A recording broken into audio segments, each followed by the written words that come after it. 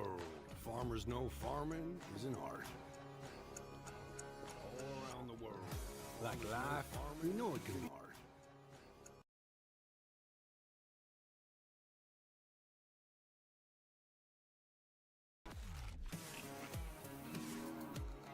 But sometimes it's about being at the right place at the right time.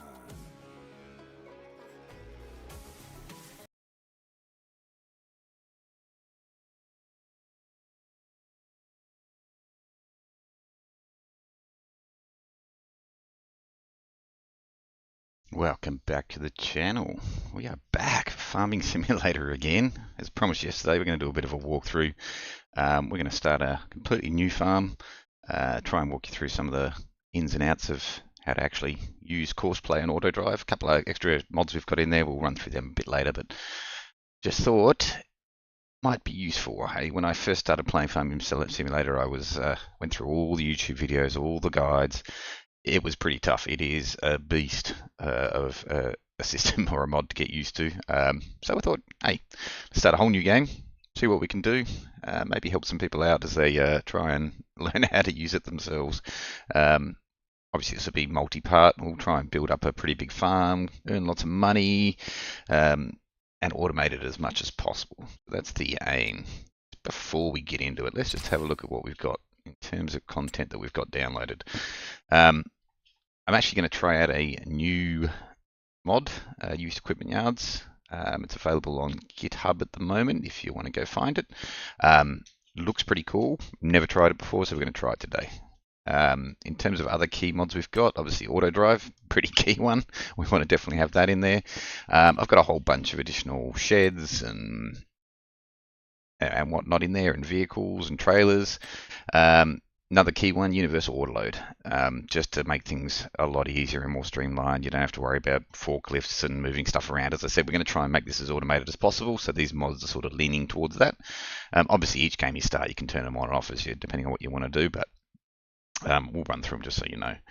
Then we've got Forestry Helper. So this is, really it's for forestry. I don't use it much. I put it on there because one day I want to do a woodworking run through, but it is a good mod for that. More farm buildings, better contracts. We won't use contracts this time. Hopefully we can get away with it. But better contracts is great for when you're just starting out, and gives you a bit more information on those contracts and how you can use them and how long they're going to take. Lots of packs on silos, vehicles, lawnmowers, improve small productions. This is actually a really good one, especially when you're starting out and you want to get into productions. Gives you some slightly cheaper productions that you can use rather than hammering it out constantly with the large, or to try and get the large ones. Courseplay, obviously another key one that we're going to be using today. Harvest pack's pretty straightforward. That's all DLC. Realistic livestock, we won't use that today. Again, I want to do another playthrough using realistic livestock, but not today.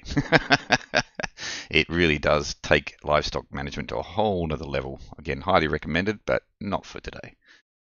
What else have we got in here that's going to be key? Paint Terraform Anywhere. Key mod for anyone that's doing anything where they're trying to build out farms and actually do some landscaping. Highly recommend it. Lumberjack is another massive one. While it's really, the whole mod's really there for, so I'm just going to have a bit of my morning coffee. While the whole mod's sort of there for, again, the woodworking side of it, it does have one particular feature, which I will show you when we get into the game, that is an absolute must-have for me. I do have grass fermentation silage silo. We may use that today. We'll see how we go. It alleviates a lot of the pain of getting started, especially with grass and fermentation, to get your silage going. But we'll see. Follow me. Interesting little mod. I don't honestly use it all that much. If you get Courseplay and Autodrive sorted, you don't really need it. I'll leave it on for today, just and I might show you at some point how it works and its limitations. But basically, it's a mod where you can get any other vehicle to follow another vehicle at set distances and offsets and things like that, which can be useful. But yeah, I just find Autodrive and Courseplay does everything I need. One I'll be using a lot today, the Lizard Subsoil RMT. It's a square plow, so when you're creating new fields, it makes it so much easier. So I highly recommend that. Perfect edge, great for again for landscaping. Allows you to get straight edges and everything when you're landscaping rather than trying to eyeball it and do it manually. Another thing we'll definitely use today: greenhouse automatic watering. Greenhouses, great way to get some starter money on just on an ongoing basis. Highly recommend it. It just means you're not running around trying to water them every day, which again, with the automation, it gets a bit easier. So one day I might try it with that off, but for now we'll keep that on just to take out a little bit of extra pain and allow us to do a bit more automation. It doesn't fully break it, or none of these fully break it that I have found so far. They all cost money. So basically, yeah, it'll water itself, but it will cost you money. So fair trade-off, I think. I think there was one other I wanted to find in here that was important. Lizard Colossus pack. This one for me is a big one. When you're going for automation, I don't want to spend 5 hours sitting there waiting for all the things to load and unload. And they've got tiny little bunkers and tiny little trailers. Some of the lizard stuff has been huge in terms of being able to actually customize those a little bit. You can go ridiculous with it. You can modify them so that they can carry a bajillion liters of whatever you want to carry. I try and keep that to a minimum and only upgrade them when I need to, get that automation going. Because again, I don't want to be sitting there for 5 hours waiting for them to unload, come all the way back, load again, go back, and it just drags it out. Whole aim in this: automate everything, keep it to a point where I can jump on, run a year or two in a couple of hours, and jump off. That's the aim of today. Yeah, I really got to a point with the base game where, I'd spend an entire day just trying to get through 1 month in game. It was brutal. And I actually stopped playing for a little while, but we're back, and Courseplay and Autodrive has absolutely changed the game for me. So, all right, that's the mods I think that are key. Let's go back and let's get a new game started. Let's pick a nice empty slot here. That one will do us. We are going to do Sri Lanka because I love this map. I don't know why. It's got some painful bits to it, but I don't know. Sri Lanka's just really got me going, and I'm really enjoying Sri Lanka, so I'm going to go with that. I'll just keep it as new farmer. We're aiming to start with 100k. We're not going to make it that easy on ourselves, but we will keep the start farm. And we will go easy economic. One day I'll try it all on hard mode and start with nothing and see how we go. But for today, we'll keep it pretty simple. No start loan, no guided intro, but we will have a start farm. That'll give us a bit of equity to get moving. And we'll see how we go. All right, so we are going to turn a few of these off. I don't like this windrower pack. It is way too hacky and way too dodgy. We're going to turn that off. Everything else I think we're going to keep on. Double check. Follow me, forestry helper. I will turn off realistic livestock because I might do some livestock later, but I've got a plan for that. And I don't want realistic livestock. I'll just use the base one. I think everything else we do one on. It is. All right, let's get going.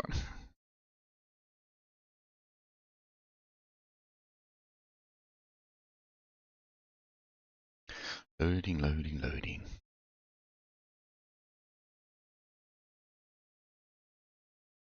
Yeah, I really don't know what it is about Sri Lanka. It just, every time I start a game, I'm like, oh, I should try a new map. And then it just, I always end up on Sri Lanka. But now we've got Autodrive and Courseplay. I should really load up some of the other maps. All right, before we get started, and while that's loading, a couple of things we should run through. What is Courseplay and Autodrive? And what isn't it, more importantly? So we'll start with Courseplay. Courseplay, it sounds simple. Oh yeah, it's just a replacement for the AI. It is way more than a replacement, or more complicated than just being a replacement for the normal coursework AI. It's a whole other beast. If you imagine, normal game, you haven't got Courseplay installed, you go out to a field, you press the H button, off it goes, and it does its thing. It's not very smart. It'll try and do every field in every spot of every field and every corner, and it will take forever. Just to give you an example, like just doing some of the small fields in my original gameplay. Actually, we'll hit the start button. We'll get in. Yeah, looks good. That's my man. Oh, okay. Before I just go back, before I go and go through Courseplay and Autodrive, just to explain this. So obviously Autodrive's on. I've opened up a new map, new game, and the first thing it's going to ask me is, should Autodrive generate a route network from the traffic and helper data on the map? The answer is yes. You can go through and you can create it from scratch, but it would take you forever. And I'll explain a bit more why that's important when we get into it, and into the actual Autodrive and how it works. But yes, unless you want to map out every road, every route from scratch by yourself, which will take you forever, hit yes here. It just gives you a starting point, alleviates the workload. It's a much better way to go. So we're going to hit yes, and we're in the game. But back to Courseplay. So yeah, I was saying, so Courseplay is basically, it's not just a replacement for that AI. Well, I guess it is. It's a replacement for the AI, but with far, far more options. Yeah. So if you look at a field and you watch, if you're sitting there and you're watching the standard AI do stupid stuff, take forever to run that field, Courseplay basically gives you thousands of options to change, tweak, adjust to get the vehicle to do what you want it to do rather than what the AI thinks it should do. As I was saying, off a base game, it would take me half an hour to plow a field or to, mow grass on a fairly small field. With Courseplay, you can get that down to 5 minutes. Massive time saver. It's very complicated. There's lots of settings. We'll try and go through them all today and show you how they work. But that's essentially what it is. It's the AI with options to change how it works, to make it do it the way you want it to do it and make it faster. If you just go out there on a field, go to Courseplay, auto-generate it without adjusting any settings, it's no different to the normal AI. In fact, it's probably worse because it does every now and then get a hiccup and it'll go and take off on its own. Because sometimes the stock standard settings will just give it a weird course and it'll get itself confused, it'll get mixed up, and it'll just take off. I've had trucks just take off right across the field, end up at the other side of the map before I realized. So that's the key of Courseplay. Autodrive is a different beast, and it's not something that's in the game by default. It allows you to basically map out the entire road networks, any other little extra courses you want, all around the map. Add in drop-off points, pick-up points, points of interest, and it basically puts them, all those points of interest that you made, in a list, and allows you to drive to any of them down the roads automatically. It also has some advanced features where it can do auto unloading of harvesters. It can do some cool stuff like that. Automatic, so for example, if you're mowing, you can have a forager running behind it and then tell that forager to go and automatically drop it off somewhere to sell or to store or to do whatever. So lots of capability around that. The best thing about it is it does tie into Courseplay. So for example, I can say I want to auto drive to a certain point. I want you to wait at that point. In Courseplay, or in Autodrive, sorry, I can link it to Courseplay, so once it reaches that point, it'll automatically switch to Courseplay and do whatever I've set up in Courseplay in that vehicle. So for example, drive out to this point. When you get to that point, switch to Courseplay and run the field the way I've told you to run. It's pretty cool. And you can do some really cool stuff. Parking spots that you got to reverse into, which we'll try and show today. There is some very, very cool stuff that you can do. So yeah, that's the basics of Courseplay and Autodrive and how they work and how they interact with each other. I think probably the best way to show you is just to get into it. So what I'll do before I really get into anything, I'll show you just exactly how things have started off. Let's just jump into a vehicle. Zoom out so that we don't get too much noise. You can see what's going on.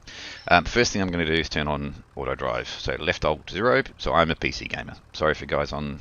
Well, if you're on console, you won't have these mods anyway, but everything will be in PC mode. So if you are using a controller on a PC, apologies. So left Alt 0 brings up the Autodrive menu there on the right-hand side. You can see there. The first thing to know is like you're not seeing any routes. There's no routes on this map anyway. Like nothing's there. It just looks like a standard map. But as soon as I go into edit mode, so this little exclamation mark down on the bottom right, now you can see some red dots popping up. And you'll see they're running down the road. There's some set up on the drop-off point for the silo here. all down those main roads. There's two, one going one way, one going the other way on the two-way roads. If you go, eventually we'll go find a one-way road and you'll see there's just a bi-directional one in there. But let's go have a look. Now this was the importance of when I said yes, create them by default from based off the road data on the map. That's what gives you this. Otherwise there would be absolutely nothing and you'd have to create it all from scratch. So if I drive down one of these and we can see the route there, it'll drive along, and when I come to one of these one-way roads, you'll see there's a blue path just over here. We'll zoom in a bit. You'll see there's a blue path down that single road there, a blue path. The blue path indicates that it's bi-directional, so vehicles can drive down it either way. The green ones, you'll see it's got a little arrow on it. So that green one is a one-way path with the direction of travel indicated on it. Pretty simple.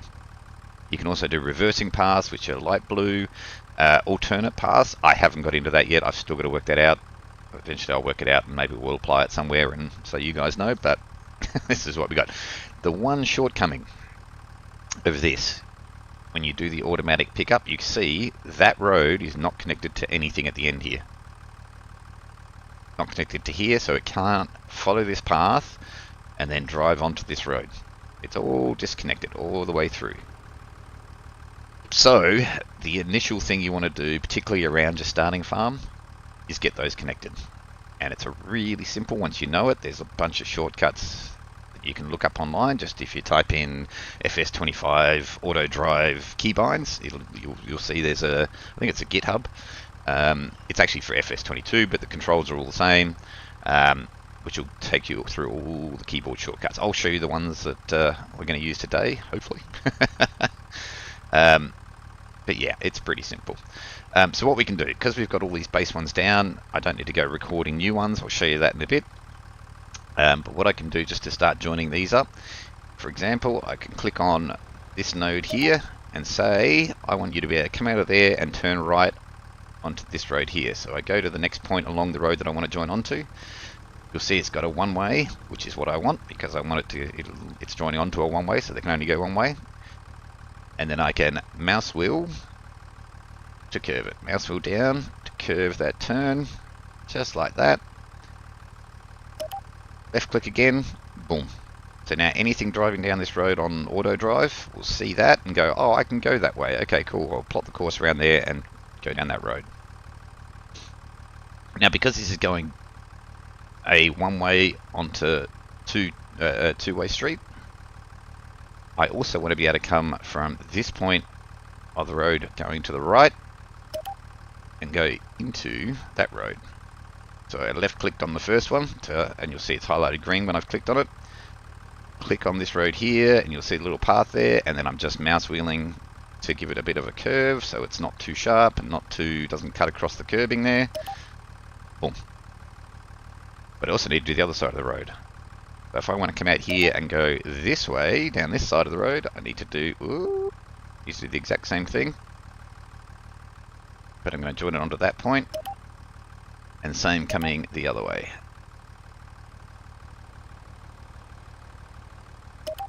Boom. So now they can come from the top of the screen there, down that road, join onto that blue road there. Those roads are now fully connected. It'll go any which way.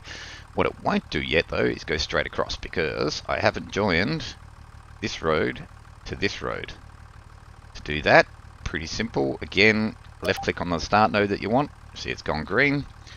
And in this case I'm going to go Control, Alt, left Alt I should point out, and click on the node to that one-way road. And you'll see now that line crossing over there is bi-directional. So that pressing Control and Alt gives me a bi-directional line instead of a one-directional. If it was just a left click, it would just do one direction. Left Control, left Alt gives me bi-directional. If I join that on, now I've got a nice blue line that'll go straight across and down that little road on the other side. Obviously, if they were coming back up this road and trying to get on the main road from the top there, top left, they were coming down that road on the top left trying to get on this main road, there's no connections there. So to do this, I'd have to repeat everything I did from this node on the right-hand side to that road at the top left and connect it all up, and it takes a bit of time. So the initial setup is a bit of a grind. There is a beautiful thing in Autodrive though. If I go across to the Autodrive panel, you'll see the second button on the top row from the left is a save button, which allows me to save road networks separate to the map and load them up again later.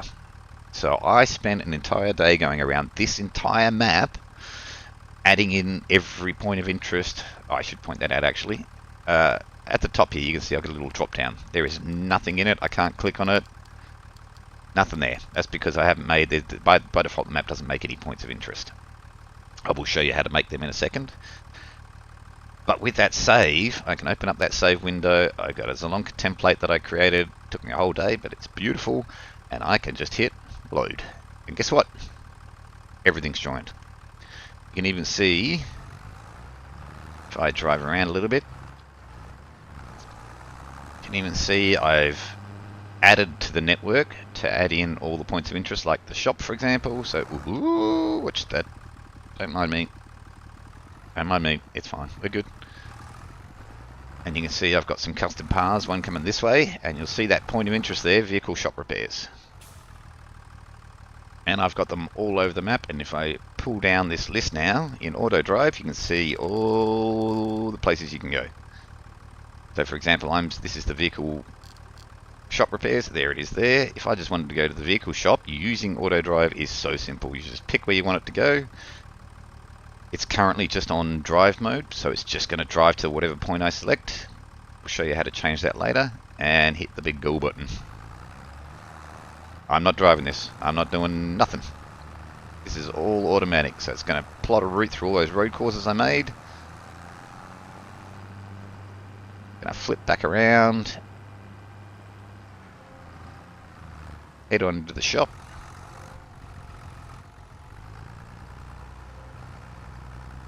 Take a left. And drive into the shop. If I can, I might Google Drive that template for Zalonka. I'm going to do some other maps later on. And I might see if I can add it to the description later once this comes out as a recording. So you can go and grab that that template and use it yourself if you want. It's just a good base starting point. You can see if I go across back to the farm that we started off with now, all these joins are in there. I've got a one-way route that comes in over here. Goes all the way around here. There's a silo drop-off point over there, so I can drop stuff in the silo, or just stop outside the main farmhouse here. Should have actually auto-drive that back, but just to prove that it works. If I go back here and just say go to the main farmhouse, start. Oh, he's too close, so he's going to try and turn around and get on it. Sometimes you need to get a little bit further away from the point that you're trying to go to actually get it to do what you want. There we go. Now it's picked up, it's found the route, and it's just going to follow it all the way around and just drive us on through into the farmhouse. Note that I can turn the edit mode off using the little exclamation mark. All those points go away, but everything's still there in the background. It'll just keep doing what it's doing. Beautiful. And we're back. So that's the basics of that. Let's actually get started on some stuff. I've now got everything sort of to a point where I can auto-drive to a point where I can get going.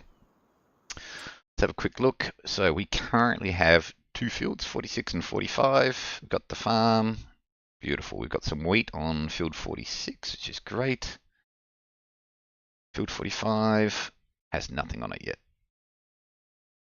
So we're going to take the approach of just slamming out some silage to start with, get that money going, hopefully put a greenhouse or two down just to give us some ongoing income while we get everything set up. We haven't got a lot of money though. Now you notice my balance has gone down. So just remember, every time you use Autodrive, excuse me, every time you use Autodrive, it will run and it will burn money. It doesn't, they don't just do it for free. It's like using the AI helper, it will burn some cash. Same for coursework, so just keep that in mind. So, some things we're going to do. Let's go into landscaping or edit mode, basically, for the map. We're going to go left shift P. Brings us here. We can now see a nice top-down view of our map and what's going on.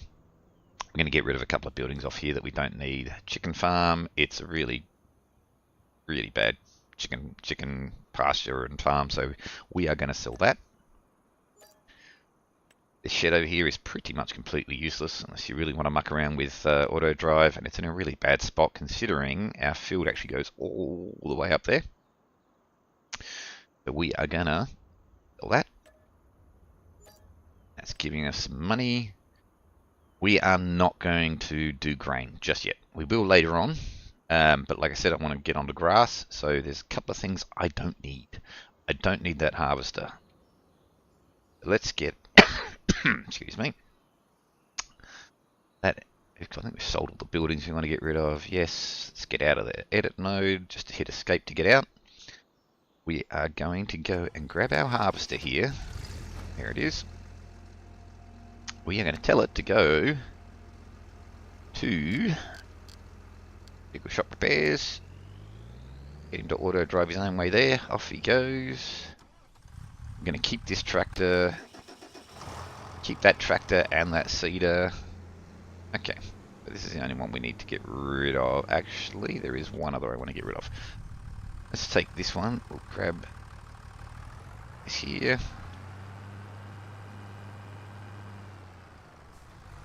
Actually, I won't take that one because what I'm going to do, show you the two ways to sell. So while he's driving, I'm going to hit escape, go into the map, go down to finances, look at vehicles, and I can see all the vehicles I've got, little nice picture down the bottom left. And I am going to find this trailer that I want to get rid of. I don't need this. Notice down the bottom, there's a sell button. So I can just get rid of it right here. Yes, sell it for 425. Done. One thing to note, I'm pretty sure that when you sell it out of here, you get less money than if you take it to the shop and sell it. You can see, so now, here's the trick with auto drive. Especially if you've got wide vehicles like this one. It can get stuck. It's a pretty easy fix. You can just say, hey, stop auto drive. Back it up manually to get it off whatever it got stuck on. I did a good job getting stuck. Get it past the point where it got stuck. Tell it to go again. And off it goes. Now this is a really narrow road. I've got a really wide vehicle. It's probably going to get stuck again. Right about here. There it is. Yep. So it works great. The problem here, I've got the header on the front, which makes this extremely wide and makes it a bit of a pain. So we'll just do this bit manually. It's fine. But if you're driving around with trucks or trailers, all this is fine. But big, wide vehicles like this, because I've got the header on it, creates a problem. But all good, we got it there. We are going to go and sell these. See, I seem to get a lot more money out of here. I don't know why, but it seems to be the case. So I'm going to sell these ones here. So I'm going to sell the header. And I'm going to sell the harvester. Done. And they're gone. And I have now 184,000, which is a lot more money than I started with. Well, almost double what I started with, which is great because there is a few things we need to do. Alright, we'll tab through our vehicles.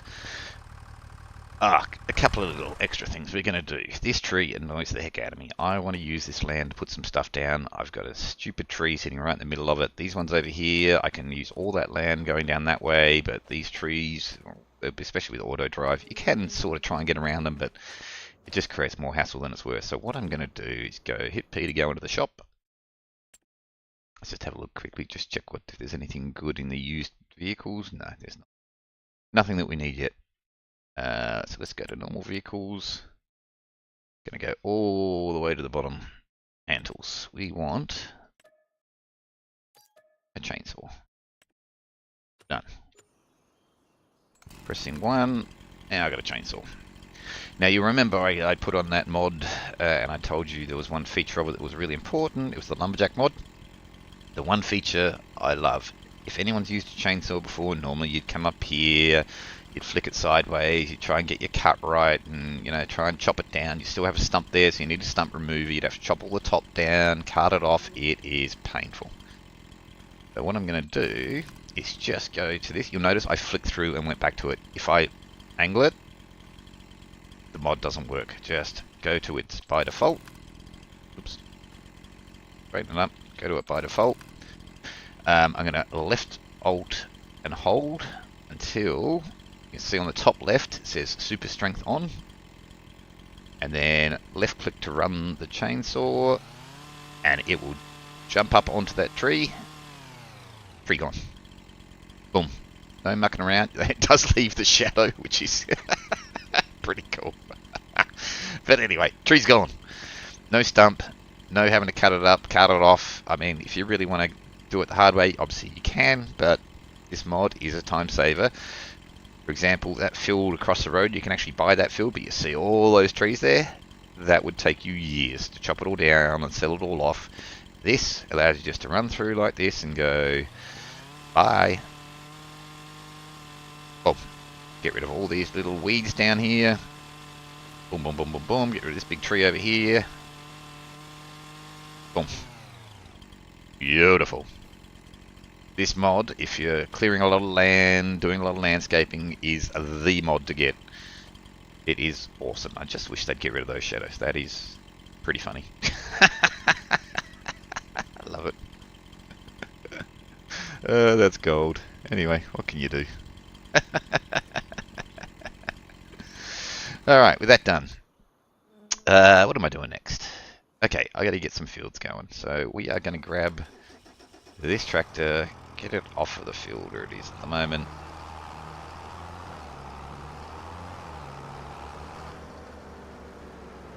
Let's park it up here somewhere, get it out of the way. Grab this one, put on the cultivator so that we can get these fields cultivated, cleared out, and ready for some grass to go in. So these two fields, I've got that one with wheat. I was gonna go and actually harvest that field of wheat, take it round, sell it to the grain silo, but by the time you use that, look, it's not worth the money. You're only going to get a couple of thousand out of it, or a few thousand out of it if you're lucky. Not worth the time and effort. We're going to go straight to grass, start pumping out money as quick as we can. So we're going to get up here. Now, I'm not going to use coursework just yet. It's a very small field. We're just doing setups. Not too fussed about it. We're just going to use the normal AI. Actually, it'll give you good demonstrations. This is what the AI will do. It will just go do its thing. It's going to start in the middle, do its ups and down, and then go do its headers. Stock standard. Not really much you can do to change it around. I can't say, hey, I want you to do the headers first and then go to the middle. I can't tell it that I don't want it to do back and forth, and I can and not go off the field. I can't, like, there's so much stuff I can't get it to do that I can do in Courseplay, but we will get to that in a second.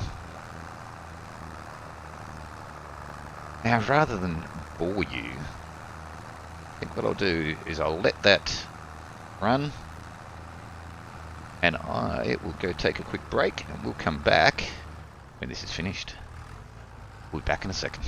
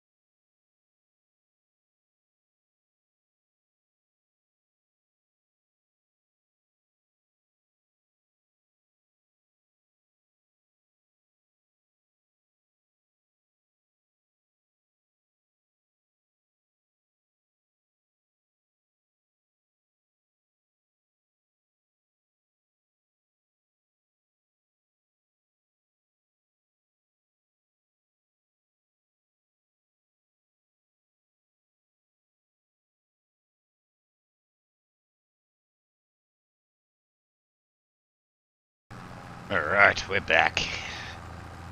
And he's still going. I hate these small tools at the start. It is brutal. And I just saw Chris Cassiano. He's in the chat. Yeah. Bummer bones. It's it's not racing bones anymore. Because, yeah, well. The regions that shall remain undisclosed. We're not doing iRacing at the moment. We'll get back to it. 2 weeks. 2 weeks and we'll be back to iRacing.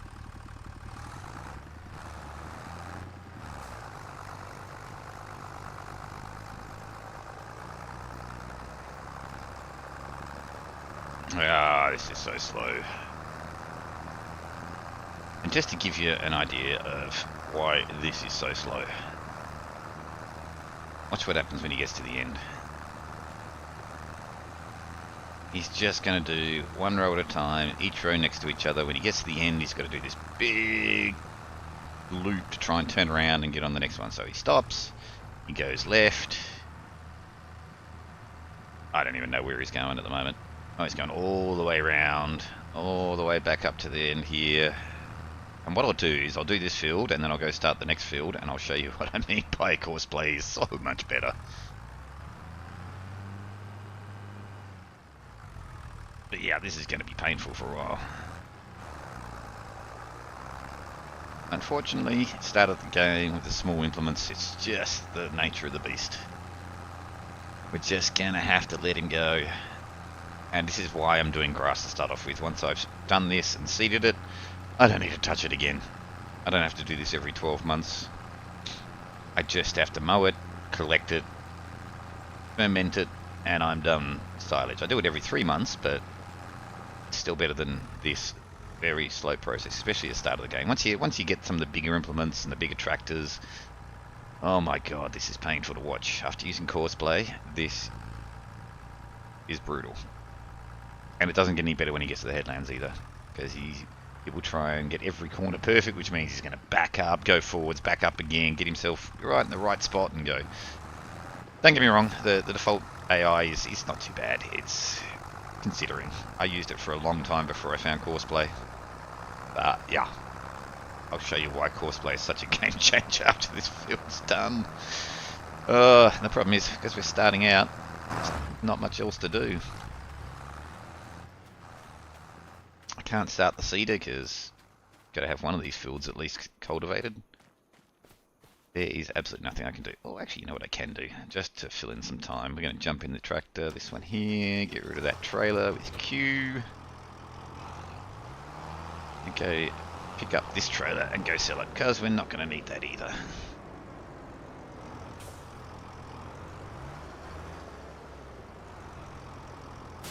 Tractor gotted. Now, actually, I will auto-drive that though. Go to vehicle shop repair so I can sell it. Off she goes. I'll show you this time, just to prove that it does actually work when you're not using something like a harvester with the header still attached.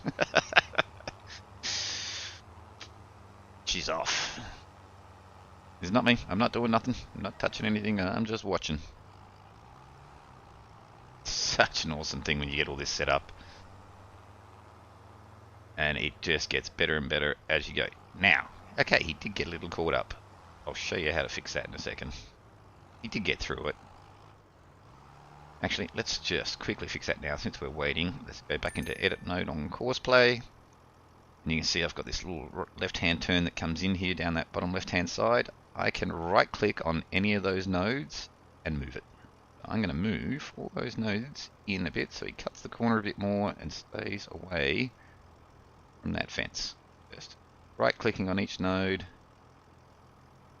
Yeah, oh, that one has to stay there, so put like that. We'll test it in a minute and see if it worked, but that should fix up that little problem. Sell this trailer. And I recommend each time you do this, actually, let's just that don't have a bit more money for us. Let's just test this out. We'll drive off that point a little bit. Make him do that loop again. That should be far enough. Go. Off he goes.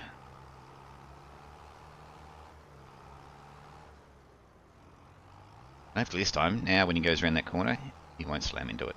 With some of the smaller tractors it's fine. This one tends to understeer a bit. As you can see, he's now got it. Beautiful. Perfect, he's good. Alright. Auto drive fixed. Now he can just go back to the main farmhouse. Go. Obviously, I don't have to stay in the tractor. I can come over here, watch this guy work. You can see off in the distance there, he's driving all the way back to that farmhouse. All by his lonesome. Ah, this is the other thing that absolutely kills me. Like, he's gonna do a tiny little half a row. All that time to get lined up, back it up, get it on there, and he's just gonna do half a row. Ugh, kills me.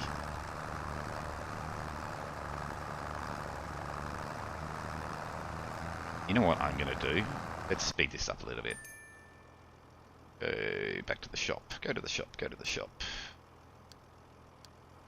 While he's driving there, I'm going to go and actually rent another one because trailers are killing me. Cultivators killing me, I should say. And then we can speed things up a bit. So let's get the exact same one we had. We're not going to buy it. We're just going to lease it. It won't cost us much. $484. That's it.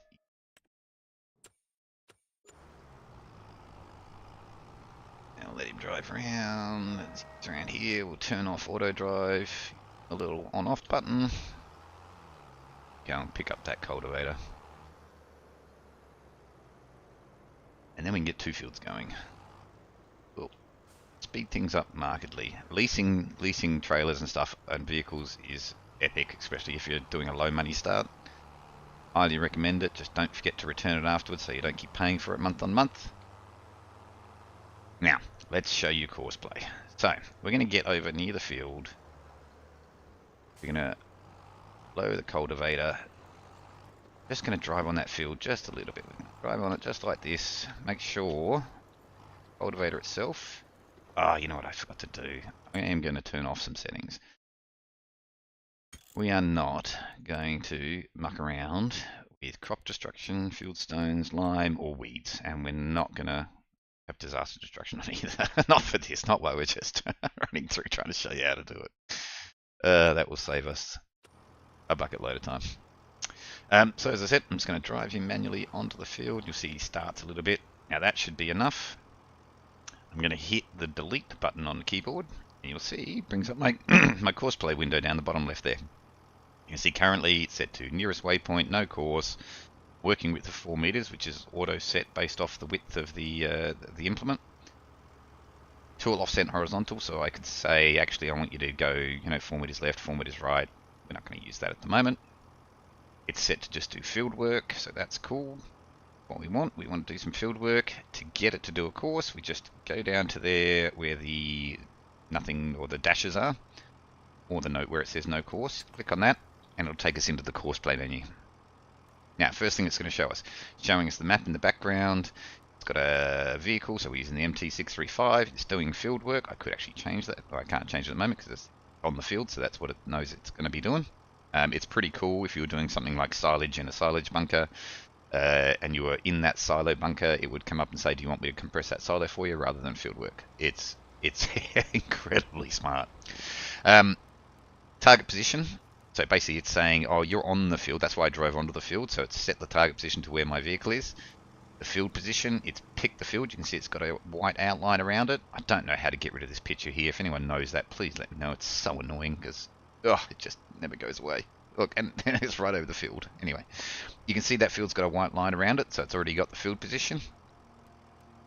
Here it's saying start at first waypoint. That's what we want. We don't want to start at any of the other options. We want to start from the start, obviously. But the key here is not being in here. It's going up the top, going across to the second tab for fieldwork settings. This is where it all happens. Now, there's not many options in here at the moment. I know why. We're going to go to settings. Pretty sure it's in here, or in... No. Just for the record, what I'm looking for is how to turn it on to advanced mode. Okay, let's get out of it for a second. Might actually be in this setting. I've got to remember where it is now.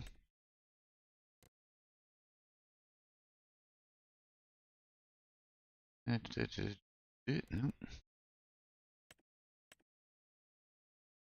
I don't remember where it is. Oh, it was in here.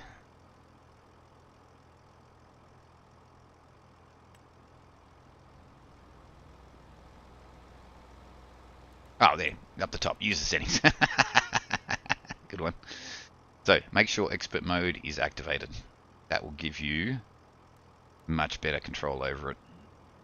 Yeah, it'll give you many more options that you can use, so definitely make sure that is on.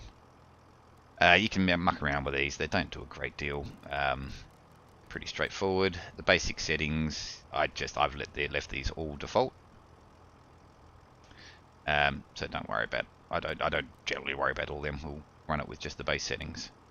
Just to point out, when you are in here, yeah, you've got global settings at the top, specific vehicle settings for the vehicle that you're currently in, so you can actually modify those to tell that vehicle how you want it to run the course and general rules it's going to follow.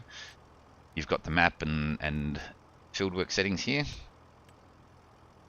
You've got save options. You'll see I've got a whole bunch of fields already saved, but we'll create new ones just because doing it from scratch, and a whole bunch of help things. I didn't really read them. I got more out of the YouTube videos and stuff than that. But let's go back here. Okay, so looking at fieldwork settings. So work width automatically set to 4 meters because that's the implement we've got. Sometimes it can get out of whack, so just double check it. Multiple tools. You can run, say, 3 harvesters on a field, 2 or 3 lawnmowers on a field side by side, and all 3 of them will go and run a course. Speeds things up. We'll do that later on once we get bigger fields. Field margin, very important one.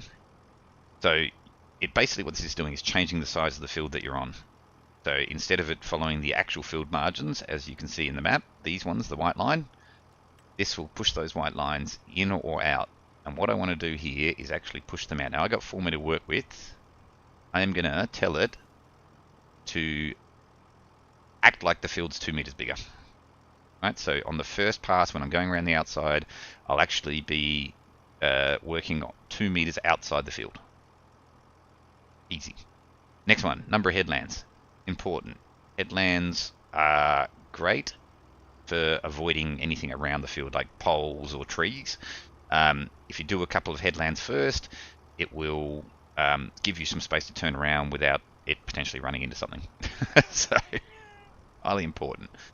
Now we've got a fairly narrow tool, so we're going to give this 3 headlands. And you'll see now we've got even more options. So we're going to do 3 headlands on this narrow field. This isn't a narrow field. That's talking about really narrow fields. If we end up buying a really narrow field, I'll show you how that works. We're going to start work on the headlands. Doesn't really matter either way, but yeah, generally I work on headland first just to clear that out, and then give me the space to turn around. If you had crop damage on, headland first would be important, because otherwise you'd damage all the headland crops when you went to go start in the center. We want sharpened headland corners. Yes, we do. Now, round corners. This is another very important one. Rather than every time it gets to a corner on the headlands, it doing the backup, shuffle around and grab the corner, I want it to do round corners. Saves so much time. I'm going to set it to 3, so all 3 headlands have 3 round corners. We might have to drop that to 2. We'll have a look when we actually generate it. But yeah, 3 round corners, corner radius as low as I can get it, which is 5, and headland direction. Now this one is also important. I want the headland to go counterclockwise. If you imagine where I parked up on that field, I want it to go straight left, left, left, left, left. So counterclockwise, not clockwise. Otherwise, there'll be a whole bunch of mucking around as it tries to get to the start point. So we'll go counterclockwise. Headland overlap, I just generally leave that at 7%. So good. And then we've got settings for the field center. We can do up, down, we can do a spiral, we can do lands where it breaks it up into like, say, if I put 4, or depending on what number I put down here, it'll break it up into sections of field and do each section sequentially. We might actually use that later. We'll see how we go. Spiral I did use, but it actually adds time to the whole process, so I've moved away from that. I'm just back down to up and down. Again, center direction, we want to make sure we match it. So we've got counterclockwise headlands, we'll do counterclockwise on the center directions. Even row width, this is awesome. So remember I was saying before about it when the AI itself does those little strips that just are pointless. This will just even out all those row widths, so it'll never be doing those tiny little strips and wasting all that time. So I always have that on. Rows follow field edge curve. We've got a fairly square field, we don't need to worry about that. I don't think I've ever used it, but yeah, you can try it. Direction rows I usually use automatic. And another important one, rows to skip. Remember how it was doing all those weird turns and juggling itself around to go from one row to the next? I am going to tell it to skip 2 rows, so that it's got plenty of room to turn around without having to back up, without having to do a big loop around. It'll just come out of the end of one row, skip 2 rows width, and start again. And it, again, makes it a whole lot faster. Islands, I don't have islands in any of these fields, so this is good. But if you did have an island sitting in the middle of the field, you can tell it what you want it to do with it. And that's it. Now, I'm going to generate that course down the bottom right, generate fieldwork course, and it will take me back to the map, and it will show me the course. See, this picture is killing me. What are you doing? Come on, can I get it off? There we go. Okay. Oh, that's painful. No, I can get off that way, but anyway, I should be able to get if I... there we go. I can at least move it. No. Okay, let's start down here. So you can see it's starting from basically where I had the tractor. It's going clockwise around to do the headlands. Now look at this. See this really sharp corner? See how it's missing it? It's not so bad in the other corner here where it's not so obtuse. But in here, it's really messing it out. The more headlands you get, it seems the wider these turns are, and the more possibility for missing it, even though I added and made the field 2 meters wider. I don't want to miss that point. I want the whole thing to be done. So I am going to go back to the fieldwork settings. I'm going to reduce it to 2 headlands, 2 rounder corners, regenerate. It didn't make much difference. Alright, I'm going to go back to 3. Just because I like having that extra room to work. It's basically the same. Alright, and you can see it's going to do all of that, and then it's going to start the middle up and downs, but it's going to skip 2 rows each time to give it a bit of turning room so it doesn't have to back up or anything. I like this. This looks good. We're on first waypoint here at start at. Let's start the job. You can hear him starting. If we get out, he's off and running, and you'll see he's basically half his plough is off. It just means I miss less in the corners. But you'll see, because this is a sharp corner, he is going to skip that edge bit. I'll go back and do that manually just to clean it up. It's not necessary because I'm gonna not going to seed in that corner anyway, because when I do mow it, it's going to miss it regardless. So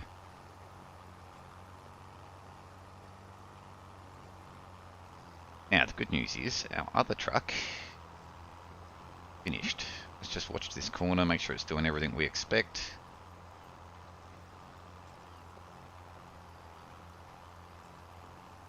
And you can see now down in the bottom left in that Courseplay thing, it's got a temporary course set because I haven't saved it as anything. It's set to nearest waypoint.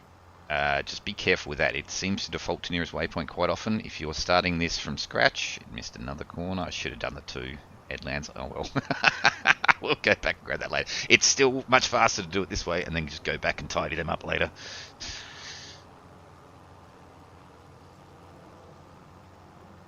But you can see how much faster that is. No mucking around on the corners. He's just screaming along there. He's only doing a half width. So it's adding a little bit to it, but it's not going to be too bad. All of those headlands will do with those curves. It is so much faster.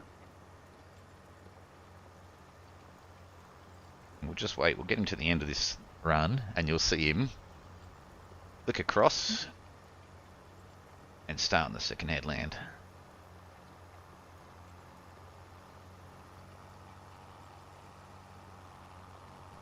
There he goes. Now he's going to see, and no stopping and backing up and running around. Like he's just creaming it. Absolutely creaming it. Such a good tool.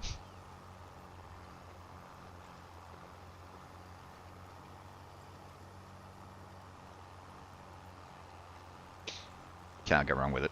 Anyway, we're going to let him keep doing his stuff. We're going to go back to our other tractor. He's now finished finally. I guess we took a long time to get that set up with Courseplay, but I will show you this time how fast this can actually be. So this is now ready for seeding with grass, so we're going to go back and pick up the seeder.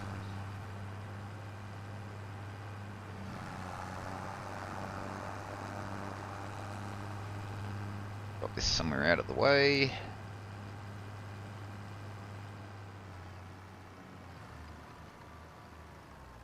Good. Pick up the seeder. Oh, I think I'm going to have to go pick up some seeds, aren't I? Yes, I am. And you'll notice it's got those red boxes around it. That's Courseplay saying, I've picked this up, it's got a 4.4 meter work width, and does it look right? Then I can adjust it down in that work width and say, actually, I want it a bit narrower or a bit wider. Look at that.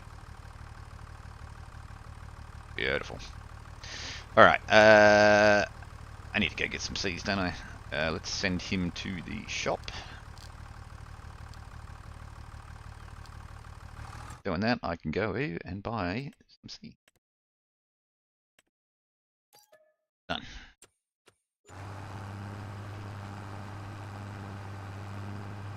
There's the seeds over there, so I'll let him drive around by himself. Let's just go check on this guy.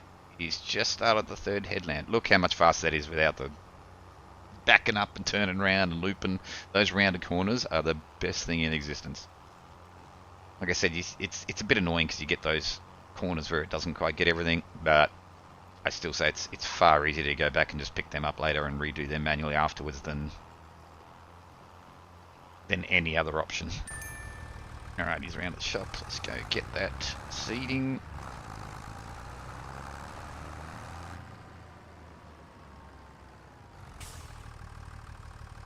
And I will... Where's that? Oh, I've got to get further forward. Why are you not... Do I have to open it? Or is it already full? Oh, it's already full. I'm an idiot. Hey, we didn't need to buy those seeds, but they're there for later if we need them. Let's press Y to switch it to grass. That Autodrive a little bit.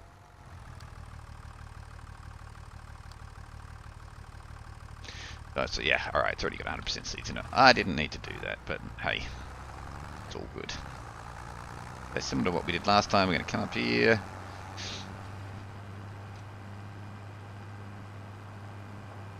I'm going to turn on the seeder. We're going to lower it. We're definitely on grass, yes.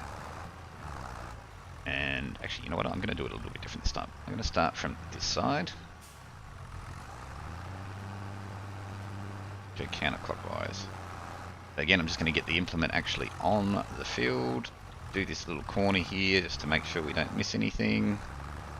Right, we're on the field. Into Courseplay. Courseplay settings. Looking at the map. Yep, got field 45 is highlighted. We're all good. We go to fieldwork settings. Field margin. We're going to give it a bit of space. This time we'll just try it with 1 meter. We're going to do 2 headlands, 2 rounded corners. We want counterclockwise there, up and down, skip 2 rows. Oh, and even row width activate. See what that gives us. That looks pretty good. First waypoint, start job. Off he goes.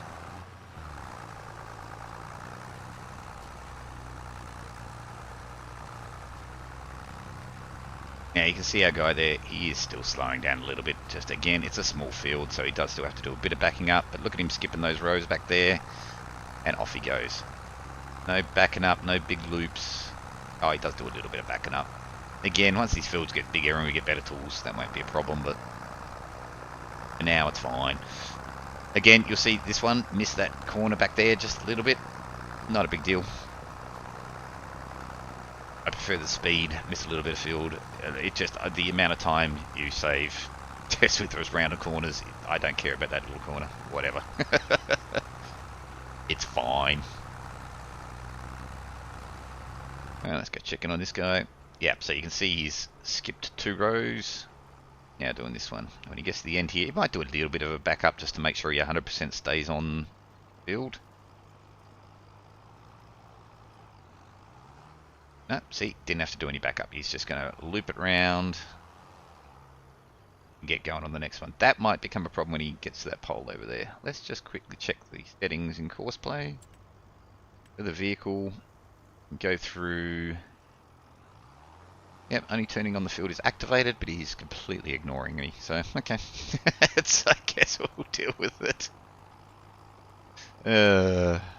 Again, once we got bigger tools and those headers are bigger, it'll be a lot better. But it is painful with small fields and small implements. But trust me, it does get better in the long run. Yes, Sorrel, so much better. It is life changing.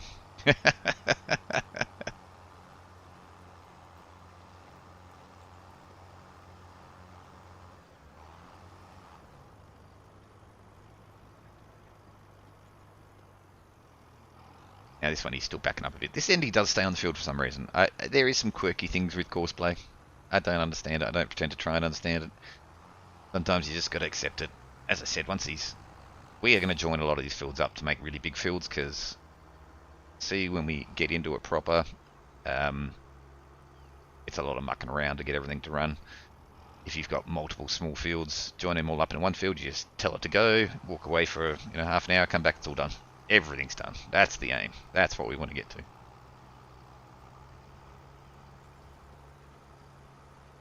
But yeah, you can see how much quicker that other field's already getting done. He's already almost through 2 headlands. And that's the slow tractor.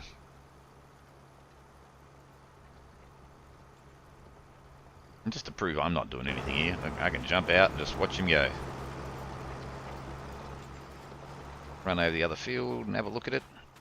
Oh, you know what I need? Oh no, these are fertilised. Oh, that's nice. Okay, 50% fertiliser. I don't need to throw fertiliser on that. Do I need to fertilise this one? Yes, no fertilisation. Ah, man. Alright. Well, might as well go in the shop, buy a very cheap fertiliser for now. You want fertiliser spreaders. That one will do it. $2,000. I can afford that. That'll be over the shop waiting for us when we're ready. There is no tractors in the second-hand shop, is there? No. Oh well. Now I'm gonna do this slightly differently to what I normally do. I am gonna put a silo in here. So there is one of the mods I've got is a new silo that I've got, if I can find it. It's going to be right up the top. I've scrolled past it already. No. Productions. Oh, there it is. Yes, in productions, right there, 65,000. You can see it's the grass fermentation silo mod. Silo mod. I am going to be putting that down. I've got enough money for it, I hope, to get that and all the gear. Oh, maybe I don't. I can borrow some money if I need to. Yeah, I can borrow some money if I need to. But I will be putting that down. I could try getting a lawnmower, a windrower, because I have to run the windrower behind the lawnmower to get it in a nice line. Then I could run a baler behind that, and then a pickup trailer behind that. But you can see that's getting a lot of vehicles, a lot of complexity. Even with Courseplay, it's still a bit painful. So we are going to use that mod and put that silo down. And what that silo does is when I put the grass in it, it automatically ferments it, and I can just dump it back out just like a normal silo. I can go and sell it. We will tear that down at some point and upgrade it to, once we get a bit further in the game, get some more money, but I think it's going to be the cheapest way to start out. Let's check where I think I might put it up here. I've got to check where the Courseplay courses are though. Can't really see. That in edit mode. Yes, I've got a road that comes out from that silo and loops around to the right. I'm going to go change that road. I'll show you how that works. But I am going to put the silo right next to the main farm silo there. Yeah, I'm going to do that. Grab it. Around so we can see what we're doing here. Get it nice and close.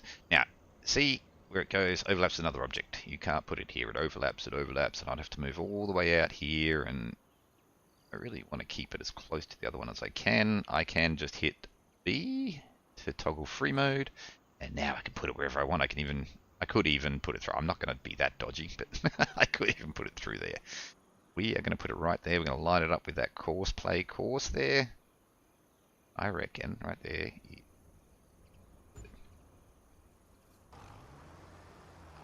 Ooh, look at that. Beautiful.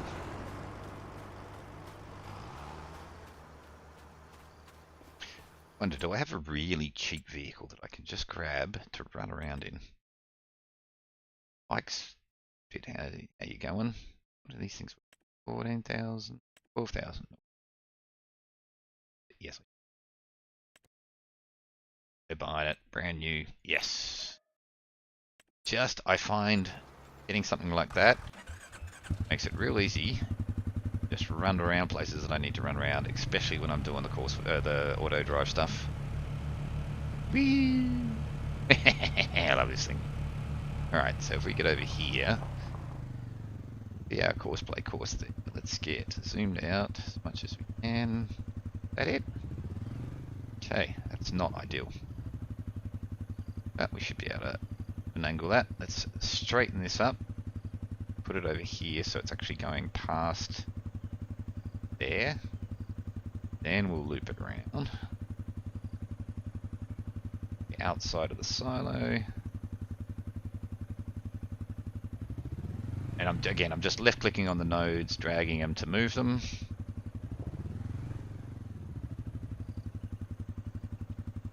There.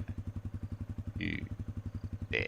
Now, I'm going to have to redo these joints, and it's probably easier just to delete the ones that are there and redo them from scratch. So let's get rid of all this.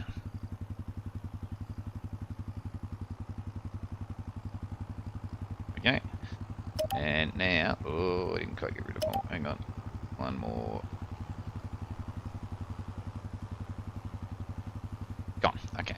Now, with that, join on to go that way if they need to. They join it on to go that way if they need to. Oh, excuse me. Like a ball one. Another one. Alright. So that course looks good. Let's just try that out. Let's go over to this silo.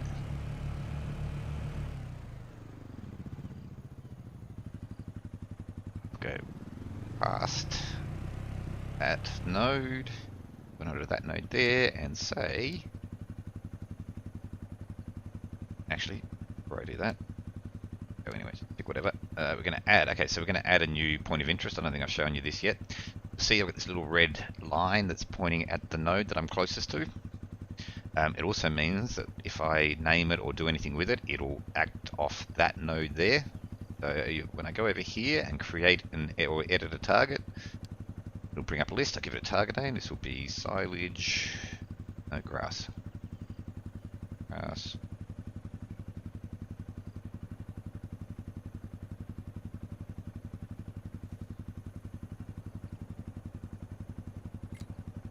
See now that I've got a point there called grass drop off. I go in here. Grass drop off, there it is. So I can drive to that point. Boom, and he stops there. Now I've put it past this loading thing because it needs, obviously it's going to have a trailer, it's going to have to dump it in there. So put a bit past it, I may have to adjust it later, but let's just double check that that still all connects up. Where are we? Where are we? I want to go to main farm silo. See if it does that loop.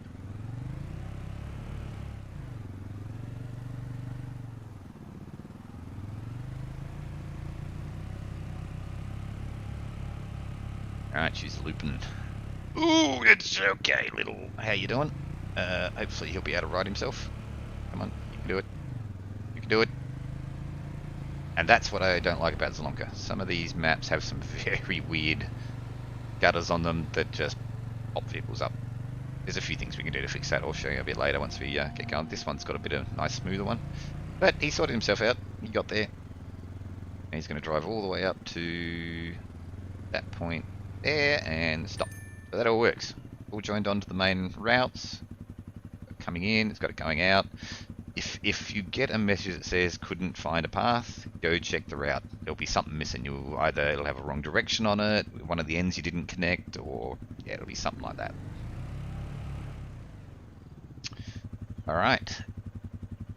That's done. Oh, and good timing, he's done.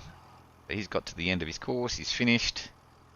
I could either just auto drive him off to tell him to go away, or I'll manually drive him because I want to go fix up these little, yeah, just don't need to, but it just keeps it pretty.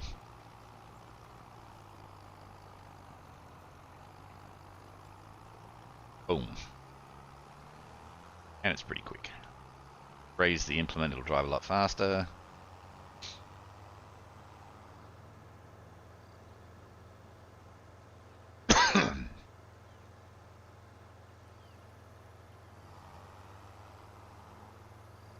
Put them back down. Let's just clean this corner up.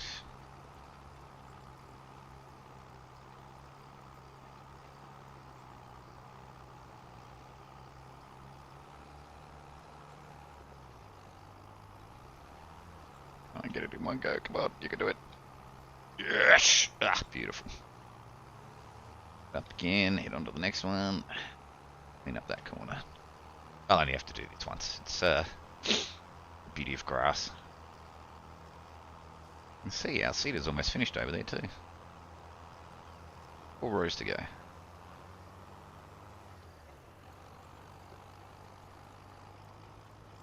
Oh, I got it! Like a bought one. Alright, let's go park him up. Alright, we'll just auto drive him back. Where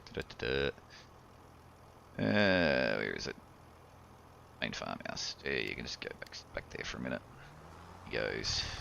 Him, still working away. I might switch tractors though, because this tractor is very slow. That cedar is pretty heavy.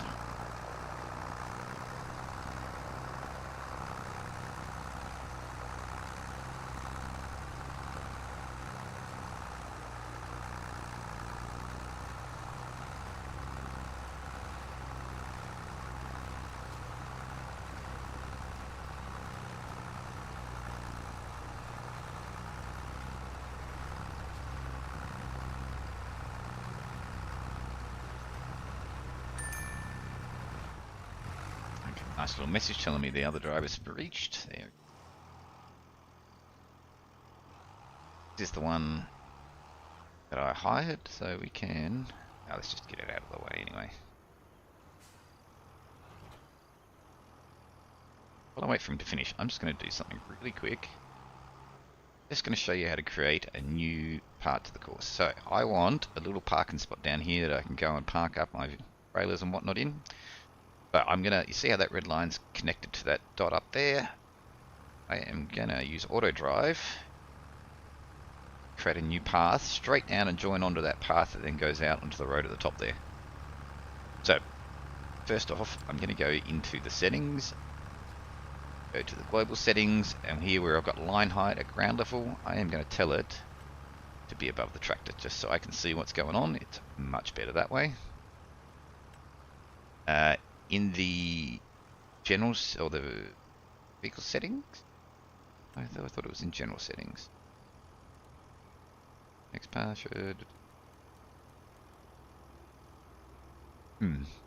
Oh, okay. These auto drive settings. So you've got vehicle settings, user settings, and general auto drive settings. That's the one I want. It's currently got auto connect start set to yes. I don't want to do that. It just annoys me. I want it to be my way rather than doing auto stuff, so I'm going to turn that off. Now I'm in here, if I go back into edit mode, you can see these are all raised off the ground now. Much easier to see when you're driving along. I've got a record button in the top row left hand side in my auto drive. If I hit that, you'll see it's created a point. And if I just drive it will create a nice one-way path for me all the way down here. That should do it. Now turn off record, and now just like I did before, I can just left click to join it on there. That's a one-way. This is one way. It's all only going to go that way. And up the top, because it's a two-way across that back road, I can tell it to go here, to here. One way again, because only a one-way path once you get down there. And from here to here, one-way path again. It's all feeding into a one-way path. Now, if I go to one of these points, get close to it so that the red line joins on, not that one, not that one, that one. You can see that red line's now pointed right at it. At a new point. A parking spot.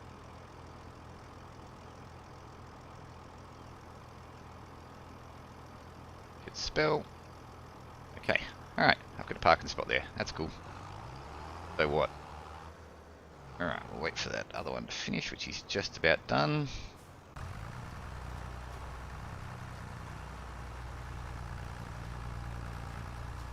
And he is done. Finished work. Excellent.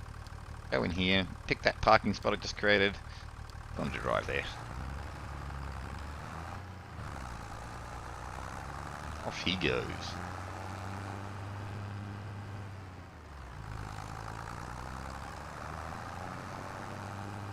See, you take the left-hander now. Here he goes, follows right on that line. Right over until he gets to that parking spot marker and stops. And I can just do that, drive it off. You can also set it to be the default parking spot. I'll do it later, but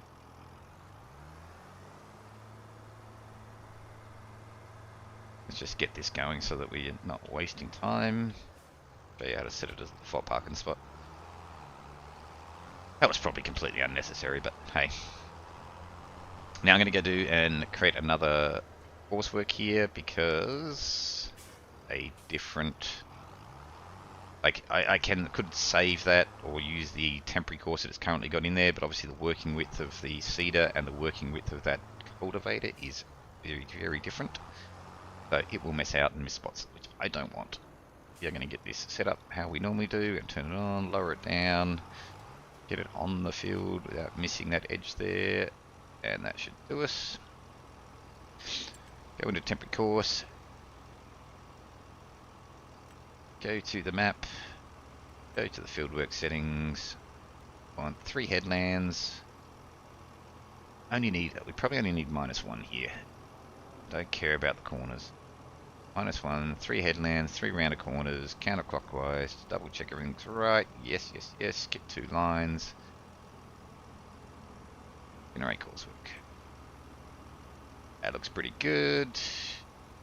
Yep, that corner, but we don't care. And first waypoint set, start job. He's off and running. So it does remember settings from last time, which is useful.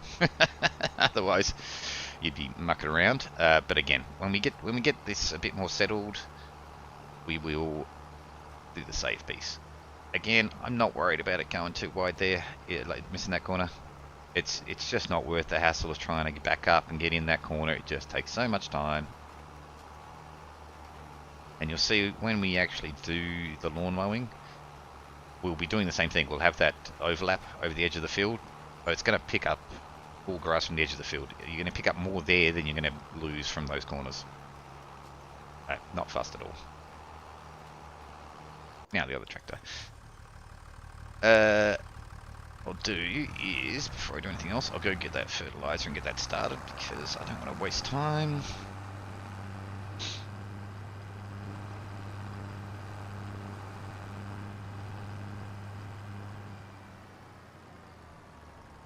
So you need to buy some fertilizer for that quickly. Solid fertilizer. One will be fine. Shop. Close enough to it. Oh, that's so annoying. Oh, yep. Refill. We're close enough. Alright, got a full load of fertilizer. Go dump it on that field. We are going to coursework this again. Now, with fertilizer, generally doing headers, these fertilizers, they spread it so wide. Doing headers is just pointless.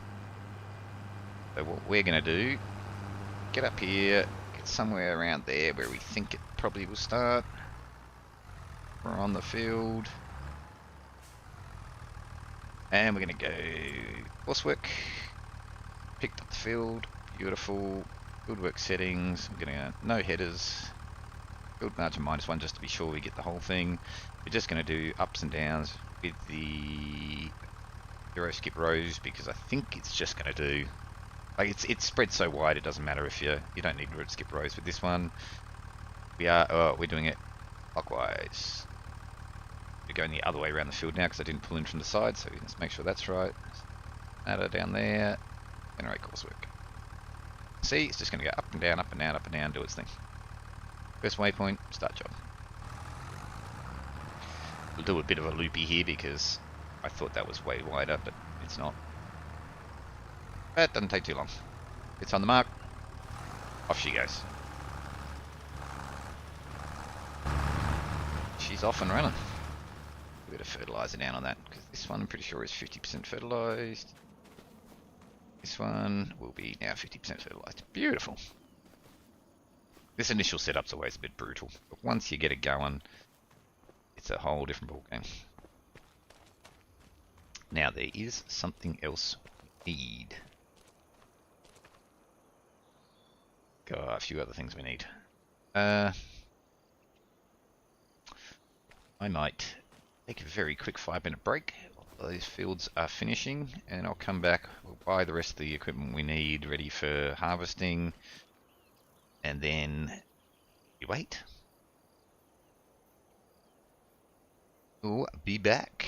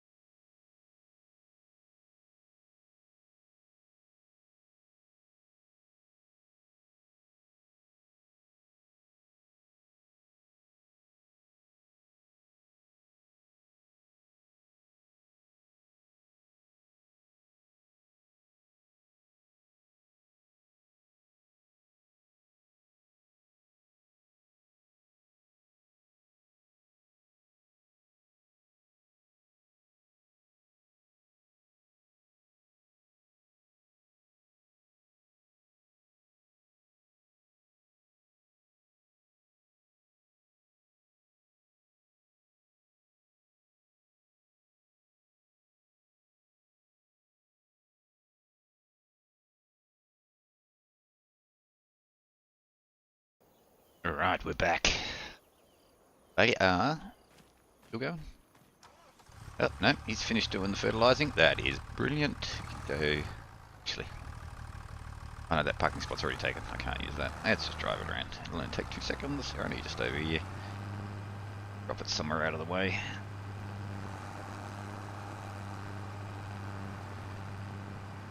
He's almost finished seeding over there. Let's just drop this. Let's park it up over here. Oh, you know what I'll show you? I'll show you how to create a parking spot with reverse. So just like we did previously, we're going to get here. We are going to go record, but instead of recording like we did last time with the left click, we're going to right click on it. Wait, that's not right. No, that's not right. Okay. Disregard. Get rid of that point. We're just going to record normally. And I am just going to back it up. Like that. There you go. See, it gave me a second point there, and you'll see it's now a light blue line. Because I backed up, it said, oh, you wanted a reverse in there. Okay, cool. So it's done the reverse. Stop recording. I'm connected to that endpoint there. That's just under the roof, but it's fine. I can move that later. And I am going to set another parking spot.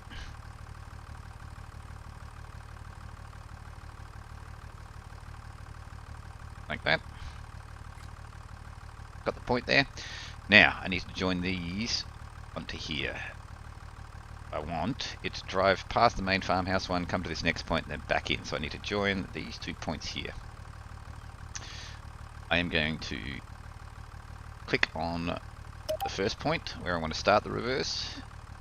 And you'll see it's got a one-way marker. If I hit shift right, pretty sure it's shift right, and put a bit of a curve in it, it is not that one. Okay. These shortcuts, I can't remember. Sure, it was shift right. Right shift. No. Give me 1 second, let me look up the shortcut. FS25 drive keybind. This I do. Find it.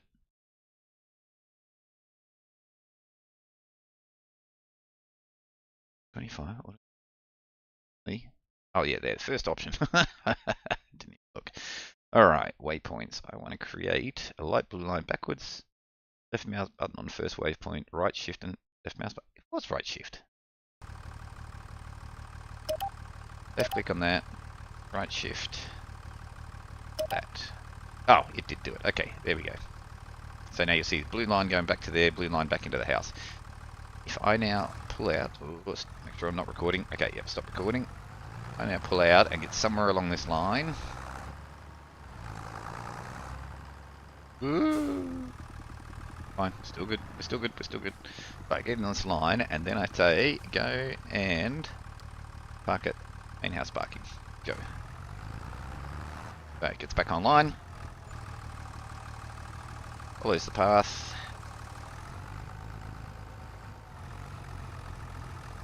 And it doesn't want to play. So this reversing can be a bit, how you doing? So let's get rid of those. Okay, I'm not going to bother with it now. But you get the general idea. Sometimes it does some funky stuff with the reversing like that. Delete it, try it again. I think I probably need more points in there, so I probably need to start the reversing later on the path and give it a few extra points to work itself out from. We'll try that again later, because I think we're just about done over here. Oh, he's got 3 lines to go still. Shall we try it one more time? Alright, let's try it one more time. Come on, move. Get out from the house. Oh, thank you. So this time what we'll do is we'll come all the way down here. Start it off down here somewhere.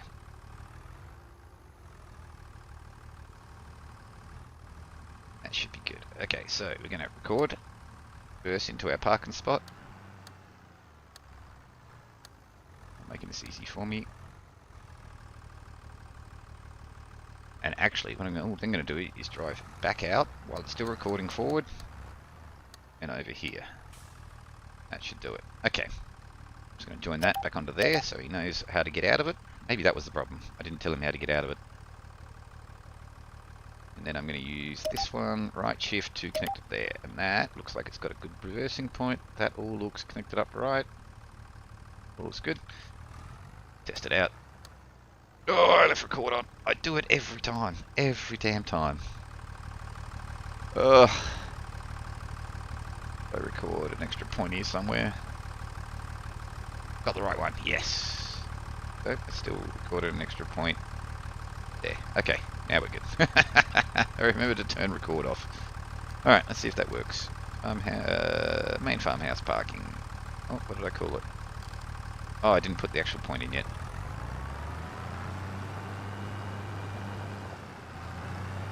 Let's go and backing in will get me the closest to it. There we go. Now we want what? Main house parking. Okay. Now it's set. Now go up here, select main house parking. There it is. Go.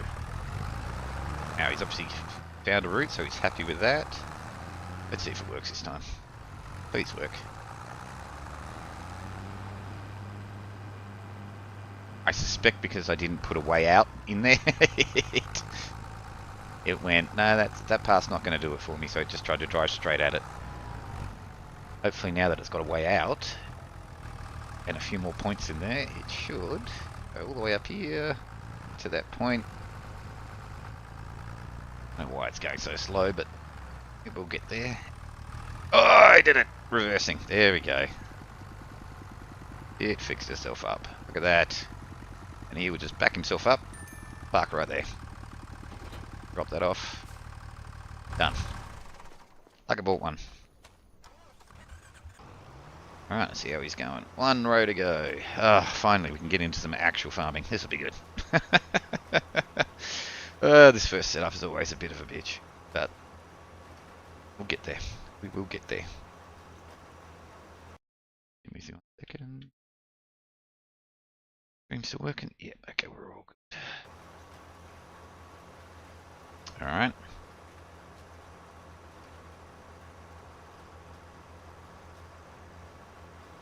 Let's go.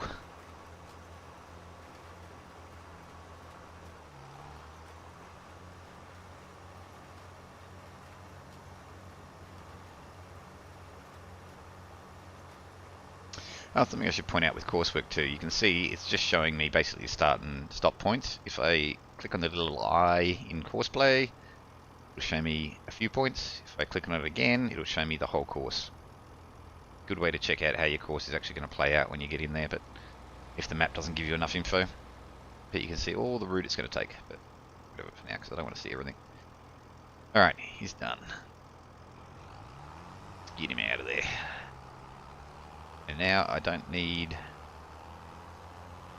any of that stuff. At least for a while I won't need it. I won't sell it because I'll need it later on when I buy new fields, but now dump it over here. Don't put it in the way of the park. Oh, I could have just gone to the parking spot. I didn't realise it was empty. Anyway, alright. Let's just dump it here for now. Now we are gonna, before I forget, hit escape, go to our finances, go to the vehicles tab and get rid of that one that we leased. Can be returned now. Gonski. Okay. Okay, it's disappeared. Now I need to go pick up a couple of things from the shop. So go to the shop and we can do it once we get over there. Go to the shop. Go on. And the other one. Go to the shop. Oh, look at that. I love that reverse one when it actually works. It's so good. Okay, let's get into the shop. We need to buy some stuff so we can actually pick up all this stuff. What we need is a mower.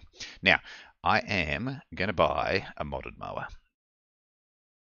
You can use the base ones but then you need a windrower to put it in, and it's brutal. So I am going to be a little dodgy because I want to get things moving. I'm going to get the Colossus Quick Mow Swather because it sways as well. Working speed's fine. That's all fine. I am going to increase the working width just a little bit for $100. Make it 5 meters wide. Yeah, it's a little dodgy, but trust me, it's a oh my god, it's a time saver. So let's buy that. 100. And then we also need to buy a wagon. We are going to get a little cheaper one for now. Yeah, only 100,000. This is again is a modded one. I can adjust the working width. I can adjust how much it can carry, but we've only got small fields. Oh, I'd really like to get something a bit bigger. Take it. 30 horsepower. How much does our truck have? That one. 100. Okay, so you can take that. Okay, we're going to get that one. A bit bigger. It's a bit more money, but I don't think we need to buy anything else. I think that's it. I hope. You know I'm going to have forgotten something. I'm going to mess this up, but we can always borrow the money for it. So we're going to purchase that. Okay. And then we're going to take you. Pick up that trailer. Oh, you'll notice that other vehicle too. When you set them to the same point, you'll drive there and just wait for the other one to get out of the way. It is a thing of beauty.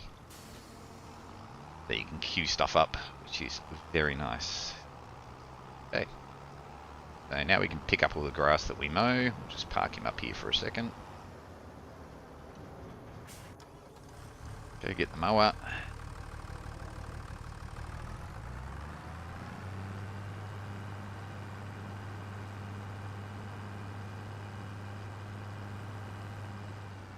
I'm actually impressed. We've still got 20,000 in the bank. That is brilliant. That is everything we need. I feel like I'm forgetting something. We'll find out when we come to harvest, I guess. All the fields are set. What we can mow. Alright. Now, we gotta wait. So grass, 3 months to grow fully, but it doesn't grow over winter. So what are we in? We're in August, September, October? October would be... No. October, November.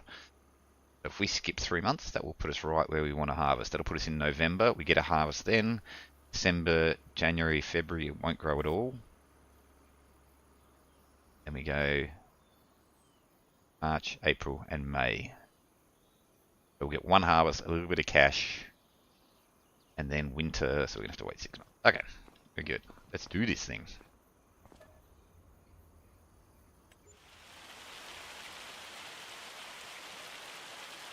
Yeah, I forgot there was something I did want to do. Oh well.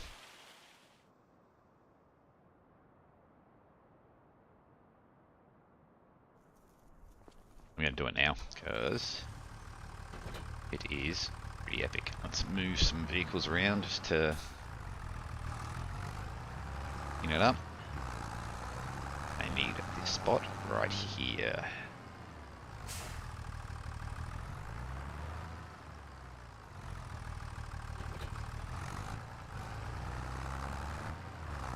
Get this well out of the way. You'll see how grass is starting to grow on both fields. Beautiful.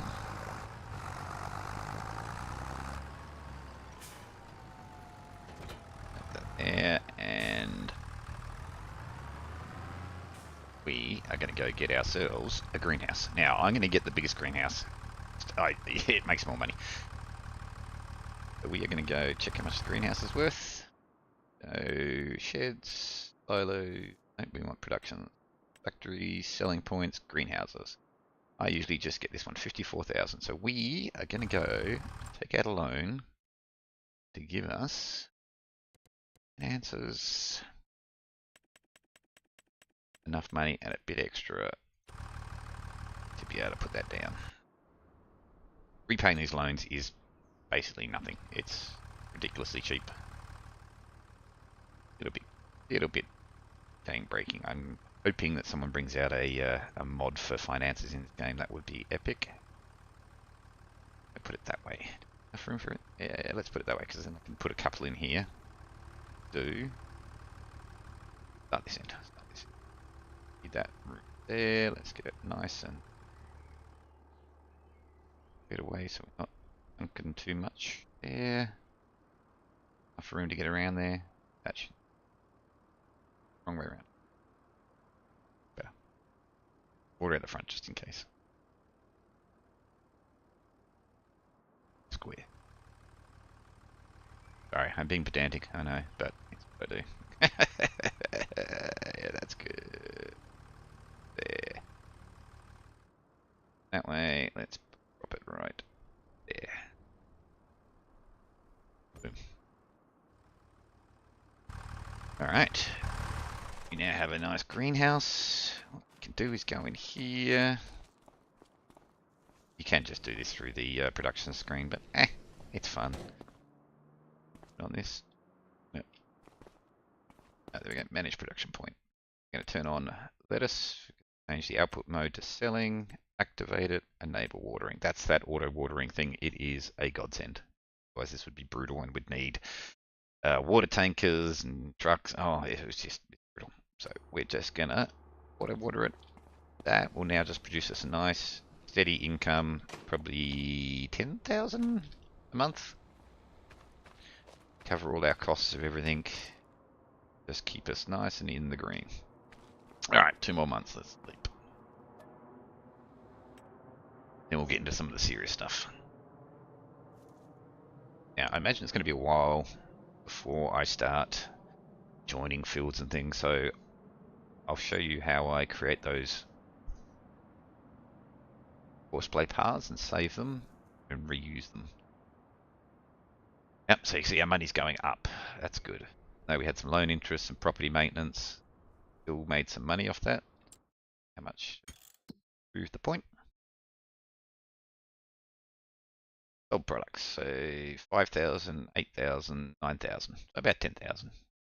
Probably I missed part of the day, so yeah, it should be 10,000 per each one of these. I use lettuce. It is just by itself, it creates the most money per month over everything else. Even if you had a whole string of these, producing different stuff and selling them immediately, you'd still make less money than lettuce in all of them. If you had productions and you started to say create kimchi with you know, three greenhouses and a production thing, you'd still make less money per month than just dropping lettuce in there. So we're going to run with that. Again, I mean, this game, you play it to your own level of realism. Like I said, I've got some mods, I can change some things, but I don't have to. It just makes it a little bit more onerous, and given that we're trying to do a gameplay video and give you some guidance, yeah, I don't want to waste too much time on it. So we are using those mods, and I don't have the time to waste all day just doing painful stuff like picking all that produce up and going manually selling it in the right month, and oof. However, with autoplay, it does make it a lot easier. I might try that one day, but get fully into productions and do the full thing. But not today. Alright. We've got, I think, 1 more month to go. So I could harvest this now. Yep, November's the one. I could harvest this now, but it's not fully grown. It's got 1 more cycle to go to get the max out of it. See, it says down the bottom right, ready to harvest, but not yet. 1 more go. Every 3 months, except over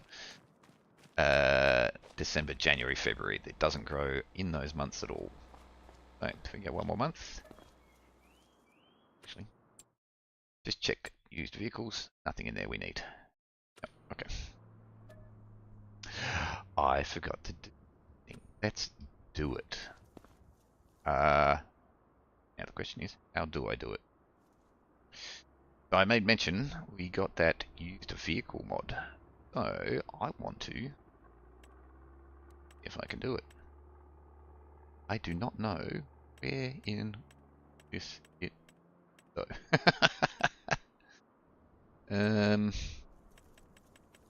Even if it's working. Sure, I left it checked on.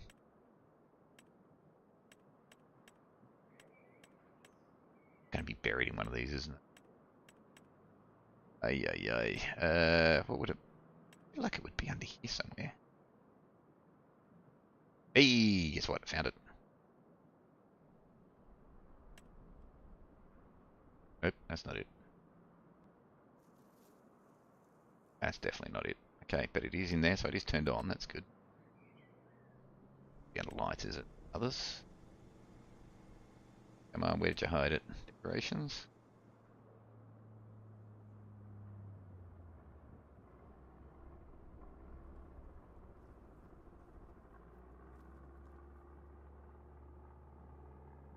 Hmm. Yeah, animals, that's cool. I don't imagine it'd be under productions.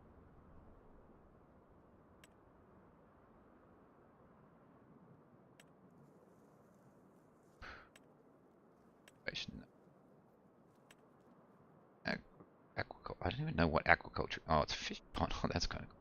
Okay, sheds. Don't imagine it'd be under that. Silo. Fence. Mentions. Double check. Collectibles? No. Containers. Hey, it's under tools. Okay, so it's under the first one. Tools down the bottom. There we go. Full sale. That's what we wanted. Okay. So we are going to go and place this. This is very, very cool. If we turn that around, easy to see where we're going to place it. It's here. Yes, I want to create it.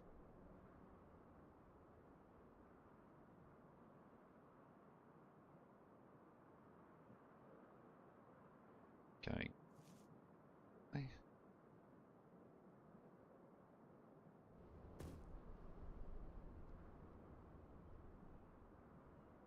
Go to there. There. Back to there. And give me a collides with another item. Talk about with us.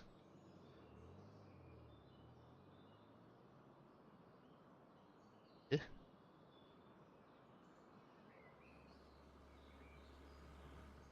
How do I finish it off then? Oh, maybe I need to go behind that.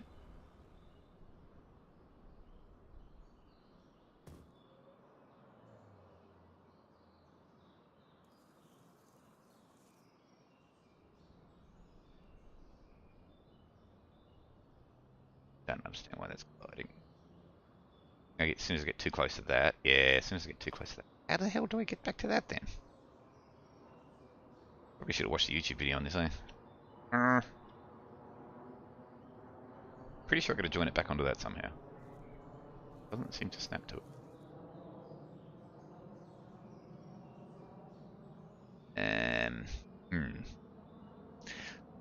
Start that again. Okay, so back to the start now. Just short, and that way. I can't go this way.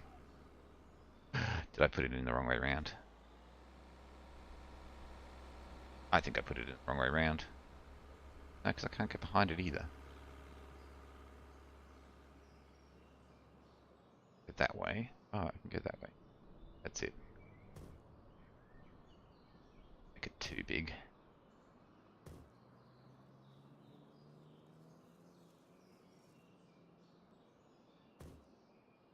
There, got it. Okay, I think that got it. I want to sell here. That. There. Okay. What I should do is a bit of sculpting and paint it. The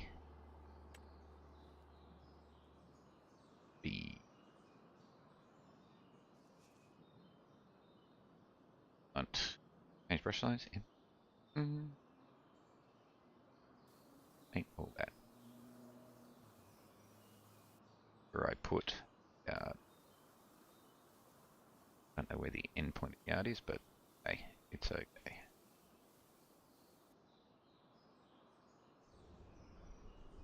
I can't see the stones. I should have painted it first. Anyway, one stone there. Gotta be another stone out here somewhere. There it is. think I brought it across there. Yep, there's the other stone. Okay, got it. Funny, but that's okay. That is now used vehicle lot. Now, I wonder. Pretty sure someone said there was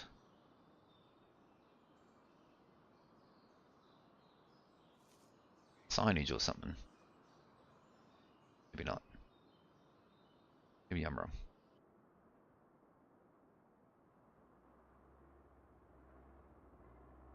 Be down the bottom, wouldn't it? Hey, there we go. Look at that.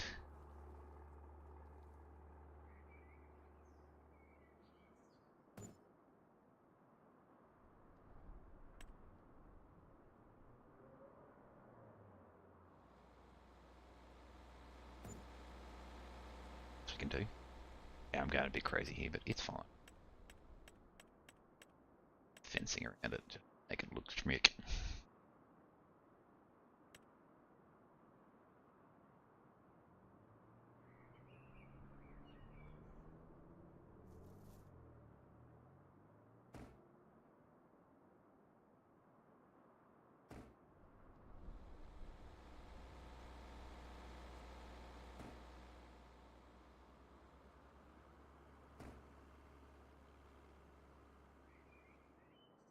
Oh, I like a ball. And look at that.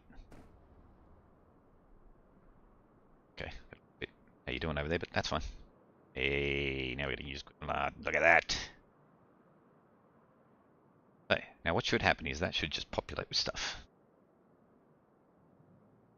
Use vehicles, but I can't remember how to get to the settings for it. Did not mean to save that, but that's fine. Actually, probably a good time to save anyway. No, there is... Oh, maybe it's actually on it. Let's go look. Get a little... Like... Let's go!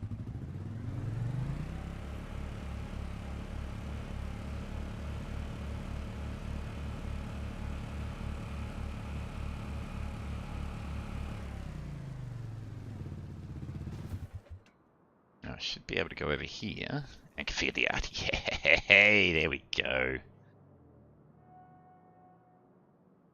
Now, I don't want to worry about wagons, no, barrels, beat hubs, load, cars and bikes. Yeah, we'll put one or two in. No, that's just likely one. What do you want? Oh, we don't need cotton stuff. Cultivators, let's put them in.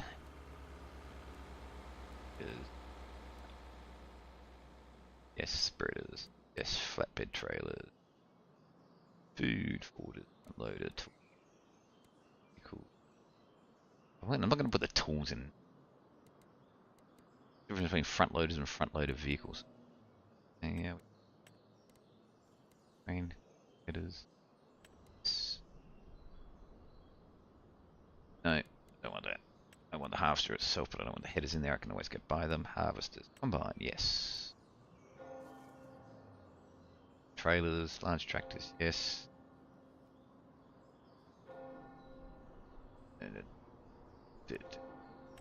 Yes. Medium tractors is 5. Yikes. Guess that kind of makes sense. Let's just bring that down a little bit. One. More tractors. That should be there. Let's put that to 3.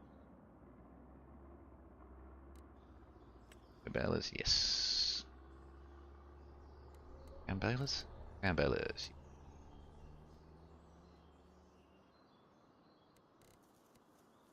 House, planters.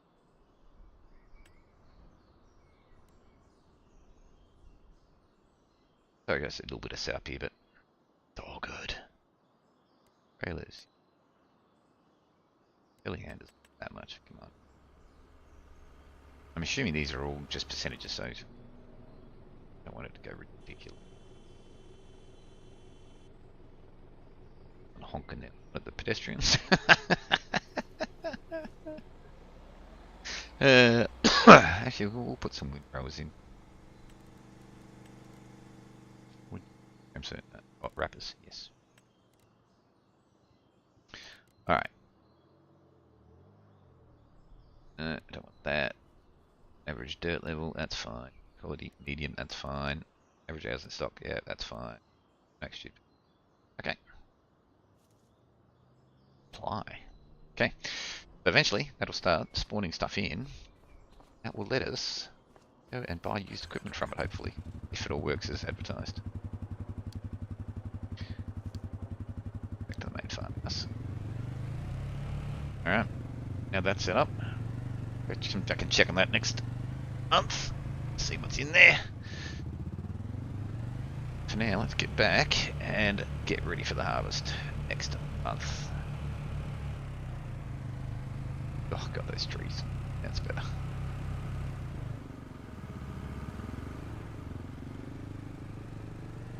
Actually, I don't want you to park right there because that'll be really annoying. You just park here for now. Yeah. Alright, one more month. Wasn't the best place. That's fine. Can jump over it. Flip.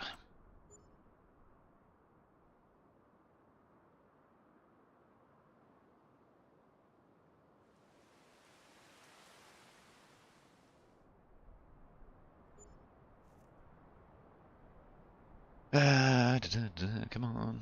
Ooh. There we go. Alright. Those fields are now ready. Double check. Got some money back, which is nice. That's all ready to harvest. You can see it's much higher than it was before, which is what we want. Oh, nothing's come in yet. Oh, nope. One thing came in. And it was the damn spreader that we wanted. Should have put that in at the start of the game. Anyway, it's fine. Fine. Alright, let's go get this show on the road. So, there's a few things we want to do here. We've got the grass drop off there, so that should be good. We want to go set a holding point for both these fields, and I reckon we put it just up here. So what we want is somewhere where they can drive to and sit and then trigger off onto Courseplay. So we are going to create, not that one, this one. Hopefully this is a good one. We'll see. I might have to move this later, but we'll try it. We're going to create a new point here. Field work whole point. Okie dokie. So that'll get added to the list. Let's go back and get our header.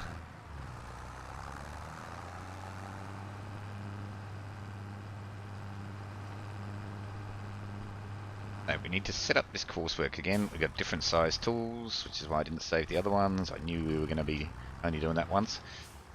I'm going to use temporary courses for that. So this time we're going to get this guy. It's set to 5 meters, just like it should. Perfect. So you can see I haven't overdone it. You can set this to like 15 meters wide if you want, but like I said, I'm just spreading it out a little bit just to make things a little quicker and easier. Alright, just like we did last time. I'm going to get in position here. That's... yeah, he'll go up there, then he'll drive down here. You know what? I'm going to do this a little differently. We're going to start from the other end because they're going to drive up here, go to that fieldwork hold point. Imagine they're going to come in from the bottom, and I want them to be able to go straight on and start up here. So we are going to do that, and we are going to go... which way are we going? Clockwise. Clockwise? Yeah, let's do clockwise. That'll work. Go around here. Just spread that out so I can see. That good. There. Alright. We are going to go and do a few things. But first thing we're going to do, go into coursework. Go to the field, make sure it picked up the field. It did. Go to fieldwork settings. Knows it's 5 meters. Perfect. Field margin 1. 1 or 2. I feel like 2 would be safer. No. Let's do 2. Let's do 2. 1 tool. We do want headlands. Please, let's do 2 headlands. 2 round corners. Headlands is on. We want to go clockwise this time. And we do up downs with the clockwise. Activated for even row width. Automatic direction. 2. Skip one row, see how that goes. So all these settings, like each time, each machine, it'll be different. So it can be very interesting. Okay, that looks good. Let's just generate the coursework. See what it looks like. Oh, you stupid picture. It looks pretty good. It looks like it's going to take everything that we said. Like we didn't put it in those corners for that very reason. You can see it's still going to skip those corners, which is fine. We don't really care about that. Alright, let's get him started. Actually, before we do that, if I come out now, you'll see, if I turn on field, right, you can see now, there's the whole field work. That's how he's going to work. I don't like that. Because he's going to come to this point here and then try to go back that way to start the ups and downs. I don't like that.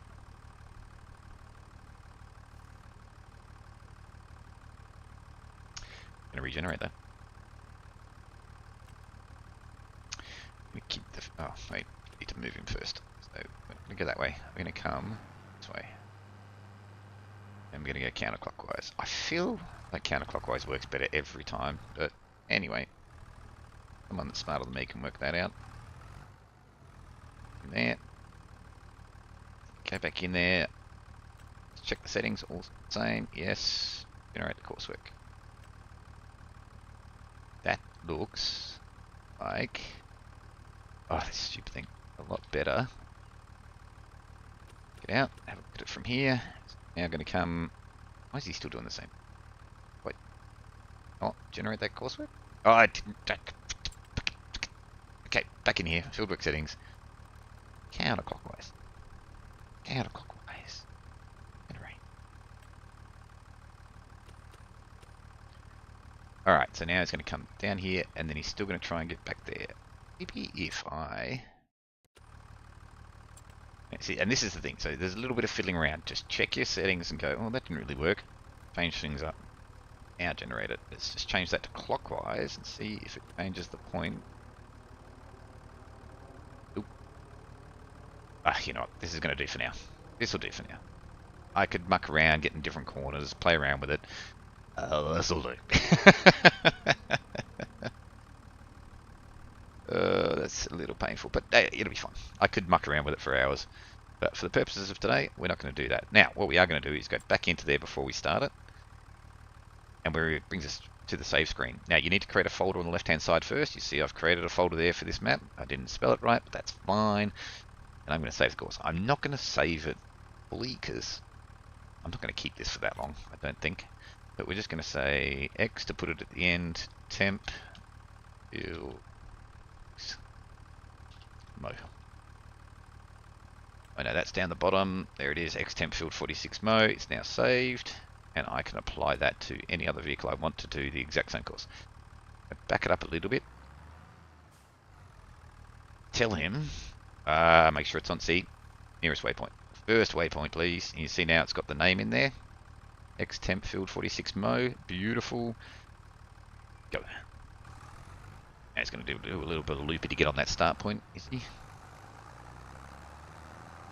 Okay. Oh, what am I doing? I hit Autodrive. I didn't hit... I didn't hit Courseplay. Dummy. Let's just back it up. Back it all on up. And you can see there's the start point there, so if we put it somewhere behind there and just hit the first waypoint, go.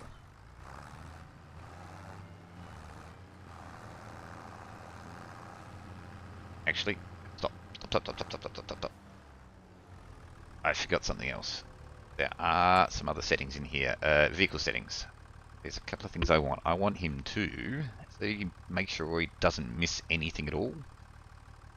Under tool settings, under the vehicle tool settings, I want him to raise the tools late and lower the tool early.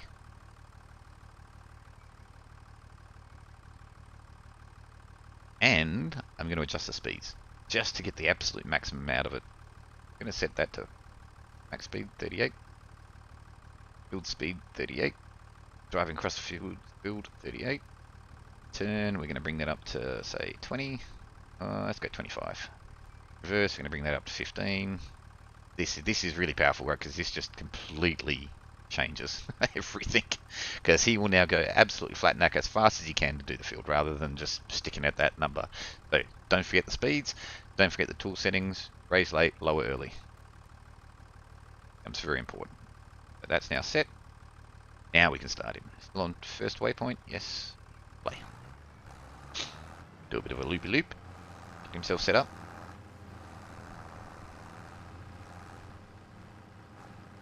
Lower tools. Off he goes. Wait. What? Why is he not lowering it? Why is he not mowing that? Whoa. It's mowed outside the field, but not the field itself. What?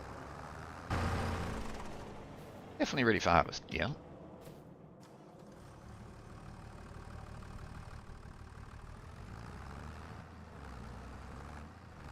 Hang on. Turn on mower.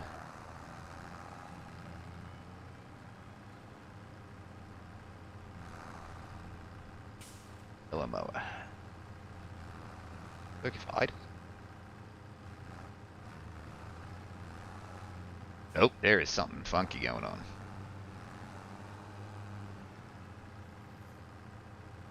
Huh.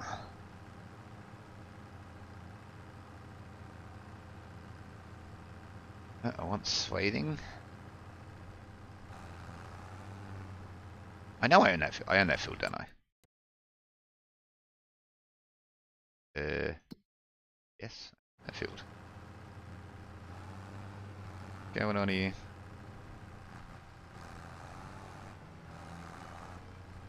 That was it. Nose. Doesn't know. Alright, let's try something else. Where's the stop point of that one? Up there. I'm going to try the other field just to... I don't even know what's going on there. I've got that course saved now, so that's all good. Let's just see if it's the game bugging out, which means we might need a restart. Or something funky going on. Maybe it's this header's dodgy. No. Okay, let's try and create a new course. Click around the field. Yes. Going counterclockwise. So fieldwork setting. Headlands to, yeah, we're probably going to use all the same. Counterclockwise. I'm going to set that to counterclockwise. Can generate fieldwork. Okay, that looks fine. A job. Let's see what it does. It's not mowing that one either. What is going on here? Look, it's doing outside the field. What?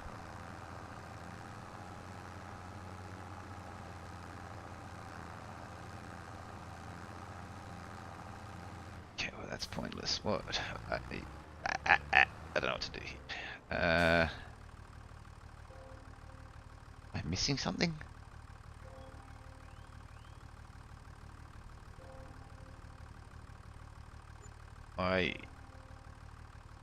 Okay, we're going to pause for a second. I'm going to get out, reload the game, and see if that fixes it. But first I'm going to save that course. Of course, X, emp, view, that's 45. Done. I'm going to get out of the game for a second, see if I can get this sorted, and I will be right back.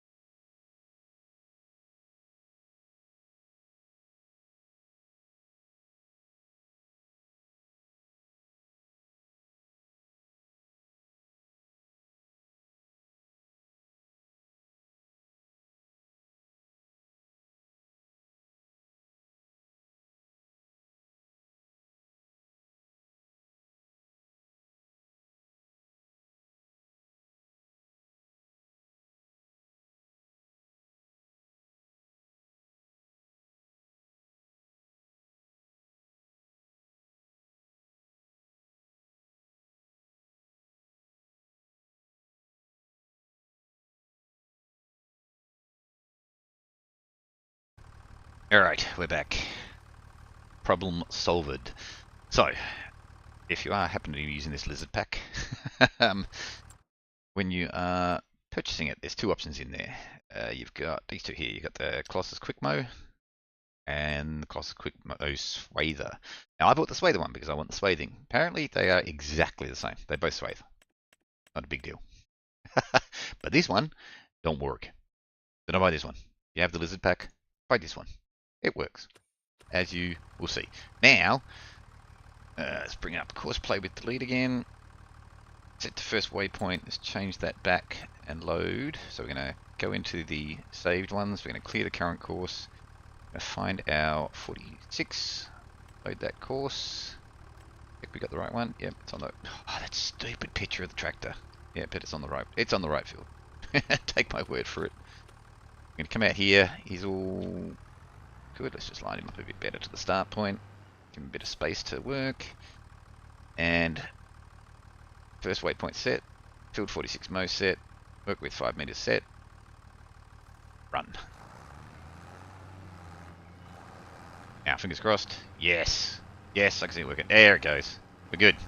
Woohoo! And away he goes. And I can literally now just leave him, let him do his stuff. So we're now going to go to the other one with the trailer on it. We're going to tell him a couple of interesting things. So in Autodrive, there are modes. You can see there's a little, currently it's just sitting in drive mode. It's just saying go to this point. You can click on it and scroll through a whole bunch of options. For this, we're going to go to the second option, which is pick up and deliver. For the first bit, we're going to say we want you to go to that spot that we made previously, which was the fieldwork hold point. Then we're going to want you to go to grass drop-off, where the silage bunker is. We want you to operate on grass. Cool. In Courseplay, I'm going to currently set to temporary course. I'm going to set the first waypoint because, again, it sometimes resets, so make sure it's on first waypoint. I'm going to go into it, pick the exact same field, clear course, pick the same field, load the course. So this is basically means he's going to follow exactly what that lawnmower did. Good. And you can see it's set there, X-Temp Field 46 mow, first waypoint, work with 2.4 meters because that's how wide this thing is. That's all good. We're not going to turn it on yet. We're going to come back up to Autodrive. We're going to come out of edit mode, and you'll see there's a little Courseplay button, the top row, the third one from the right. We're going to click that on. And what that's going to do is when it finishes or gets to the first point here, that fieldwork hold point, it's going to hand off to Courseplay. So it's going to start whatever I set in Courseplay, so that field. Once it's done or it's full, it's then going to go to the grass drop-off point and dump it. So if I now hit play on this, God, I hope this works.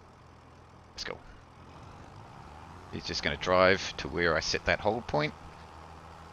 Yep, looking good. Okay. One other thing with Autodrive, you may need to turn off traffic. Mostly it works, sometimes it just doesn't at all. You get some interesting things like this car's going to try and overtake us and we're going to try and turn left. And... yo, just cleared it. And I got to fix those gutters up, remind me of that. You got a little stuck. Yep, definitely have to fix that gutter up. Let's just turn it off and back on again. Get him over the gutter. There he goes. So there are little things like that that you'll need to fix up. Just use a bit of landscape and raise the ground a little bit so it's not such a big lump. He's now heading to that fieldwork hold point that we set. And you see how fast that tractor's going. That tractor is just smashing it. Speaking of which, Courseplay, vehicle settings, go to speeds. Let's max out the speed so we get this done as fast as possible. That'll do.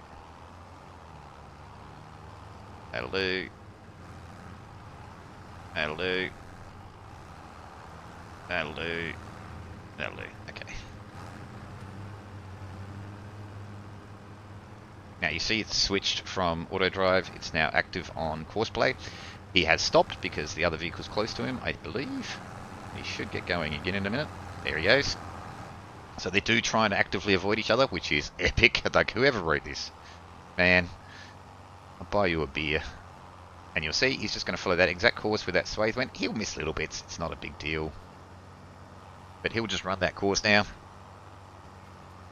picking up all that swathe. Look at that. All that grass going into the hopper.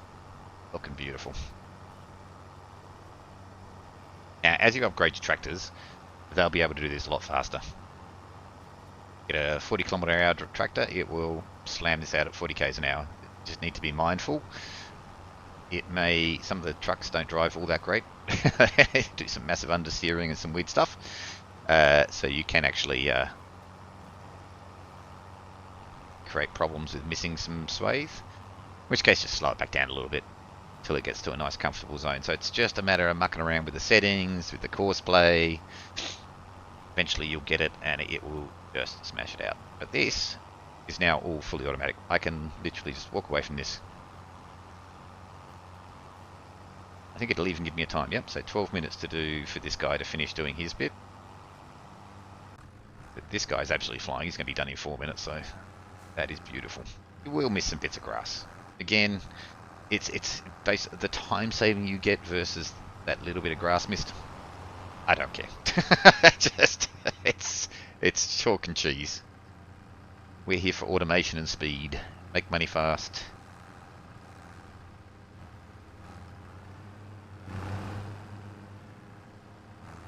We're not here to fuck spiders. We're here to make money.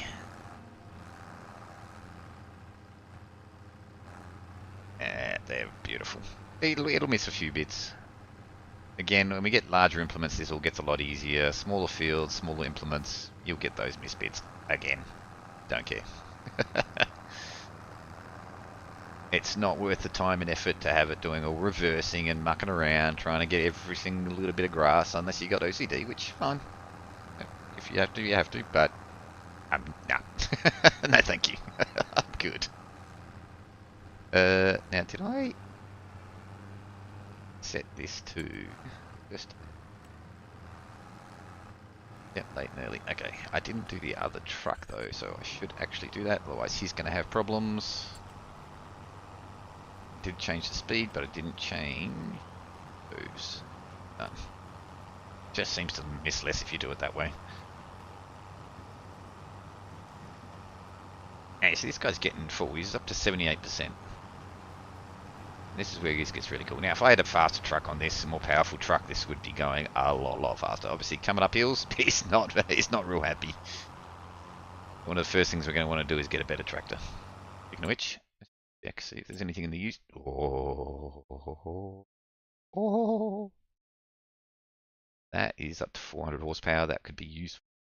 I've just got no front. Oh, it does have a front. No, it's just got weights on the front. You can't actually... These ones, 171 horsepower, 136 horsepower. No good, no good. Anything, I'd buy that one, but it's 100,000. I might borrow and buy it.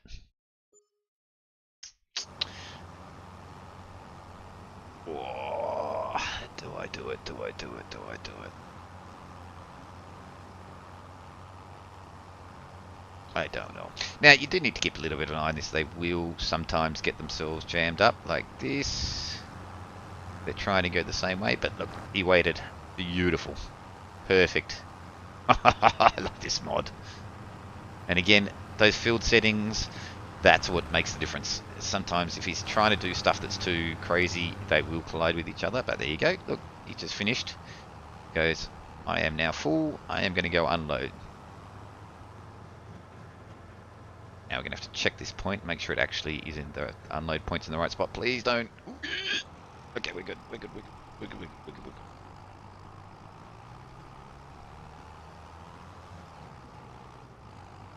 All right. We may need to adjust these spots. Let's turn on edit mode. See whether this spot is good for. Drive up to that grass drop-off point. Stop and dump this into silage one. It's too close.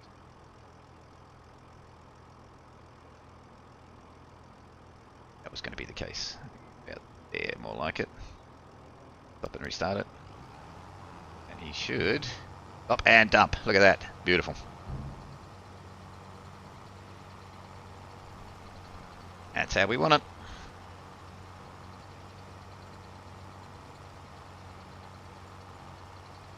And now he will automatically go back, pick up where he left off, and continue. So Autodrive's handling it now.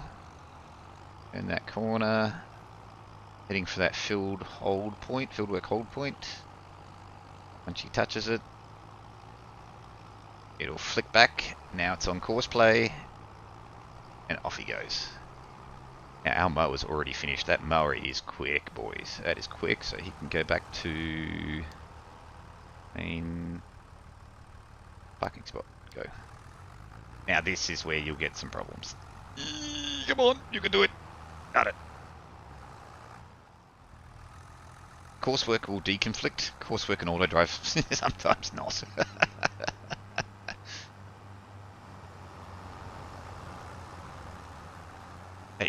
Oh wait, what am I doing? I don't want him to go there.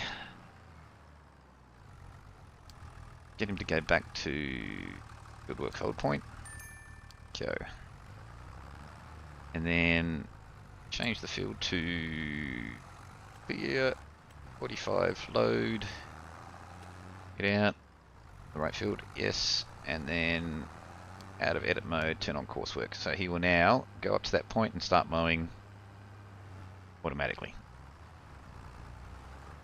He is heading to the hold point. Gets there, he'll slow down, stop for a second, it'll flip across the coursework, and he'll start mowing the other field. If I've done it alright. Yep, he's moving for the start point. He's found it. He's off.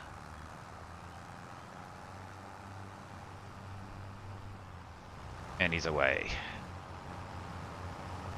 Beautiful. Like a bought one. I really need to upgrade that tractor bad. Anyway.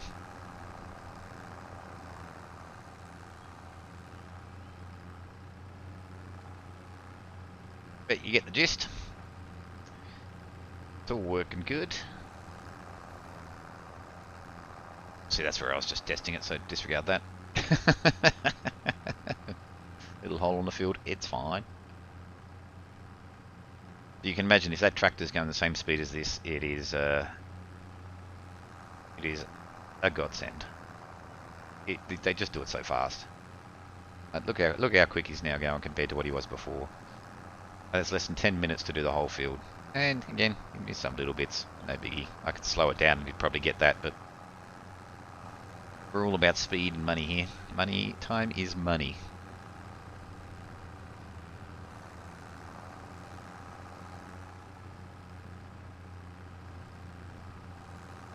Now, I want to wait for that truck to finish it so I can show you, and I can switch him to the other field, and he'll start picking this one up. But I don't want you all sitting here bored out of your brains just watching me just run around in circles and doing absolutely nothing, because I'm not touching any of this. It's all just doing its thing.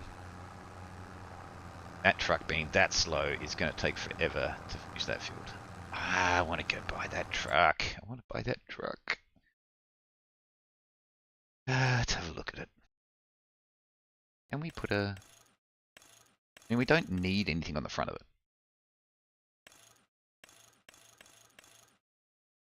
But it doesn't have an attachment point at the front. It does have the attachment point at the rear. It's only going to be pulling that thing. I think I'm going to buy it. 100k. Got it nice and cheap. Go get some money. Again, don't be scared to use the loans. They cost you next to nothing. The payout per year is basically... And we will make that money back pretty quick. So we're going to borrow 100k here. Ourselves a bit extra. So play money. Go back into the shop. Hopefully this is buy. Yeah, that looks a bit chunkier. Chunky. Go! Oh yeah, that feels so much better. Oh, he's going to unload, so... What I might do is I'll stop that other guy after he's unloaded. Park this up here for a second. Let him do his bit there. Now, because I'm going to switch out the truck, the settings are attached to the truck, I'll have to redo Courseplay and Autodrive. And now this should be all automatic. Ah, so good. So good.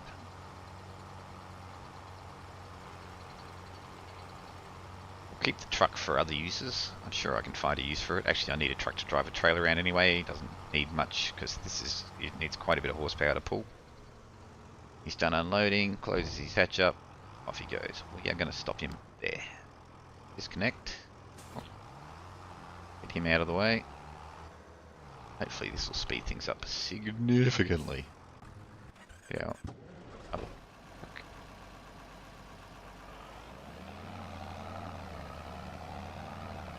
Bring our other truck around. Look how much bigger that is. Jonka jonka. Yes. Hook him up. If I could aim.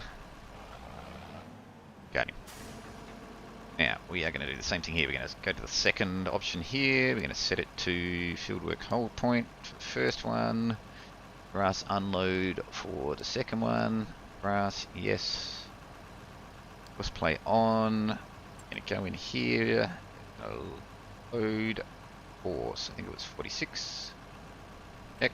Yep, that's the right one. Get out of that. So he's all set. Yep. First waypoint, see, every time. And then we're going to turn that on.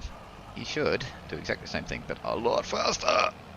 I need to also change the speed settings. I want late, early. Get that up. Let's see how fast he can go. That'll do. That'll do. That'll do. Hello. Hello. I am out of money. I need to borrow more money. I think that might have just screwed everything up. Try that again. Alright, switch plate to coursework. I'll have to get the other guy going.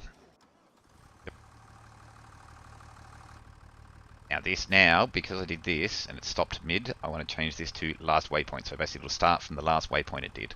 Don't miss anything. So restart him. But I've got to remember to change that back to first waypoint when I start it again, when I'm doing a fresh field.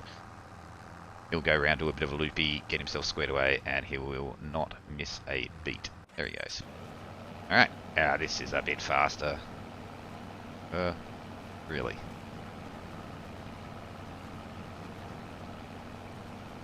I didn't actually look at what his max speed was. What is his?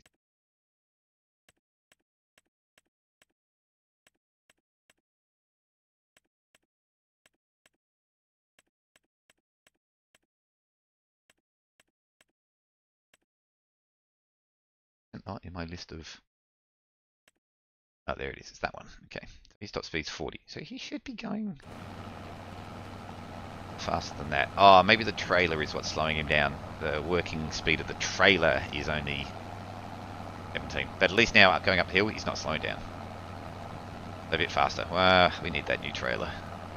And this, again, is where mods come in. If I had that modded trailer, I could increase the working speed of it. And we'd be flying. But, hey, we're only starting off a new game. I need another 100k. So if we can save up 100k, this should all work well. And I messed this up a little bit because I set it to first waypoint rather than last waypoint. So it's going and doing the whole field again. Let's fix that up. No, because... okay, another option. Nearest waypoint. I'm going to set it to nearest waypoint. I'm going to drive up. I'm going to show the course. Get it close to the last waypoint it did and tell it to start from there. So yeah, nearest waypoint will, whatever the vehicle's nearest to, it'll start from there. If I go there, it should start from that next one there. Last waypoint means it'll start from the last waypoint it did. And first waypoint means it'll start from the start again. Let's kick that off. Please work. Yes, perfect. Look at that. Now I don't have to wait for it forever. Okay, good. I make these mistakes so I can show you guys. That was deliberate, obviously. Completely meant to make that mistake.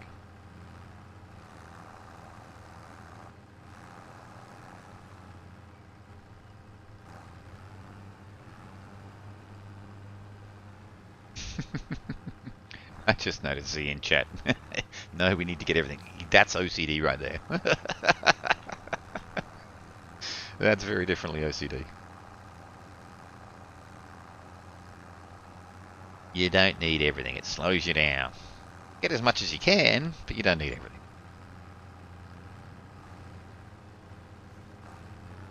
And if you're wondering what happened before, why they all stopped, I ran out of money. And as I said, these things don't come for free. Courseplay, Autodrive, it charges you money. So it's not a full-on hack. Literally like hiring someone to do the work for you. And I ran out of money. So as soon as I ran out of money, the whole thing just stopped. Just like a real worker.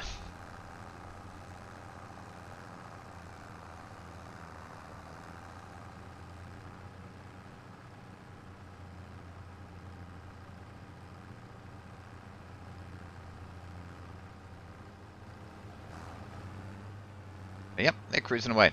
We'll step away for 5 minutes. We'll let that all finish up, and I'll show you how to close out that field, and then we might call it a day for now. Next one, we'll keep working the fields, keep making money, and I'll show you some more advanced stuff when we get to that point. I will be back shortly.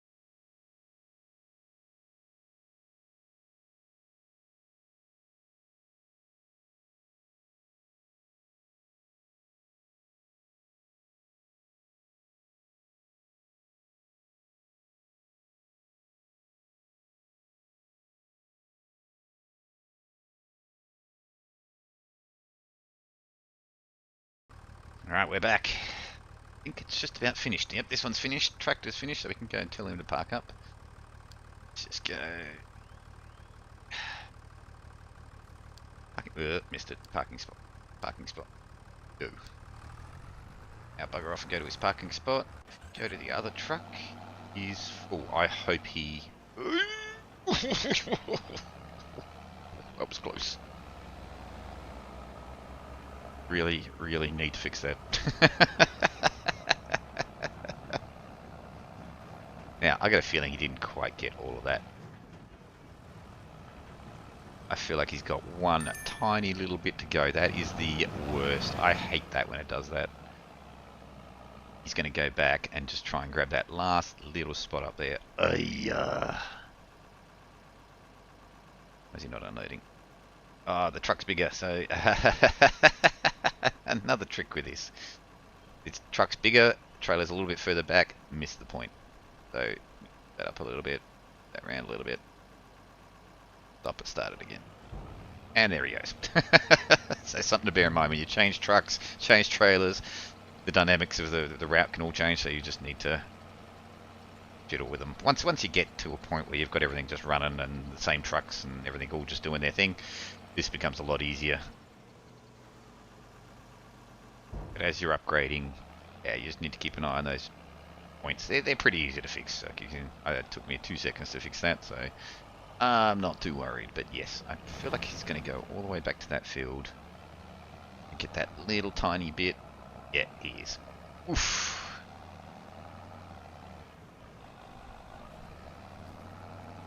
Anyway, so one thing it doesn't automate, when it gets to the end of the field and it finishes its job, you'll see he just stopped. He won't go and empty whatever's left in there. You can manually do that. If you go to the, I'll quickly show you, if you go to the third option down here, so click one more, so back to, if you go from road, click twice, this is just a straight drive to loading point. Yep, so if I say go to the grass drop off, go, you will go empty that.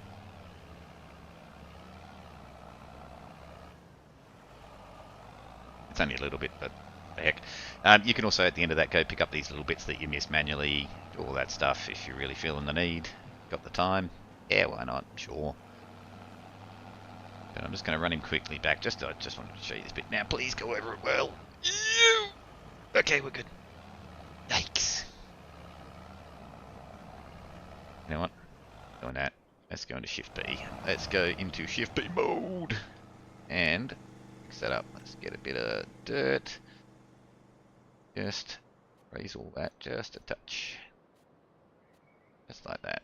And here.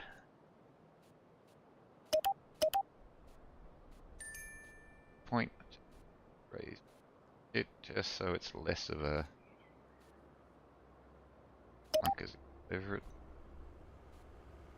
Not sure. Probably a little too much. That a bit.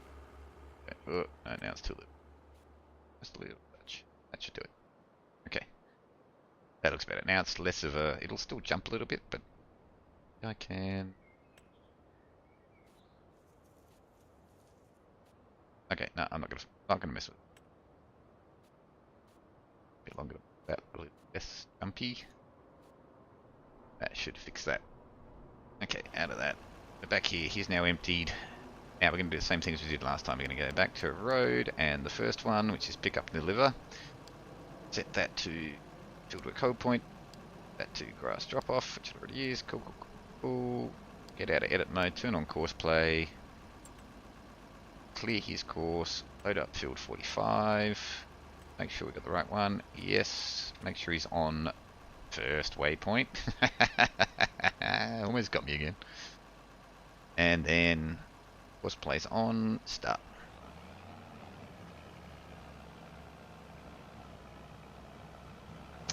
And he will now run away and go do that other field.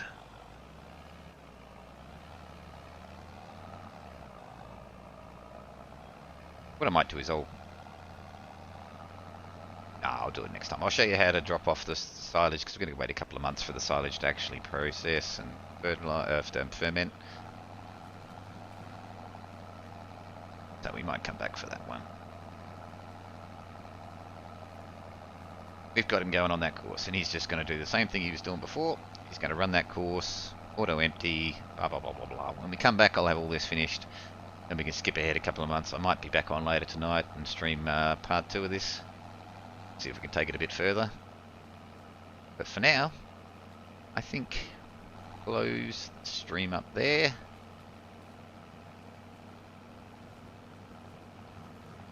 I have got to get ready to go out for dinner tonight and a movie. So we'll close it up there. I'll go make myself presentable. And we'll be back later tonight, maybe, or maybe tomorrow morning, and we'll show you the next steps, how to actually go and sell all this silage that's now fermenting in that silo.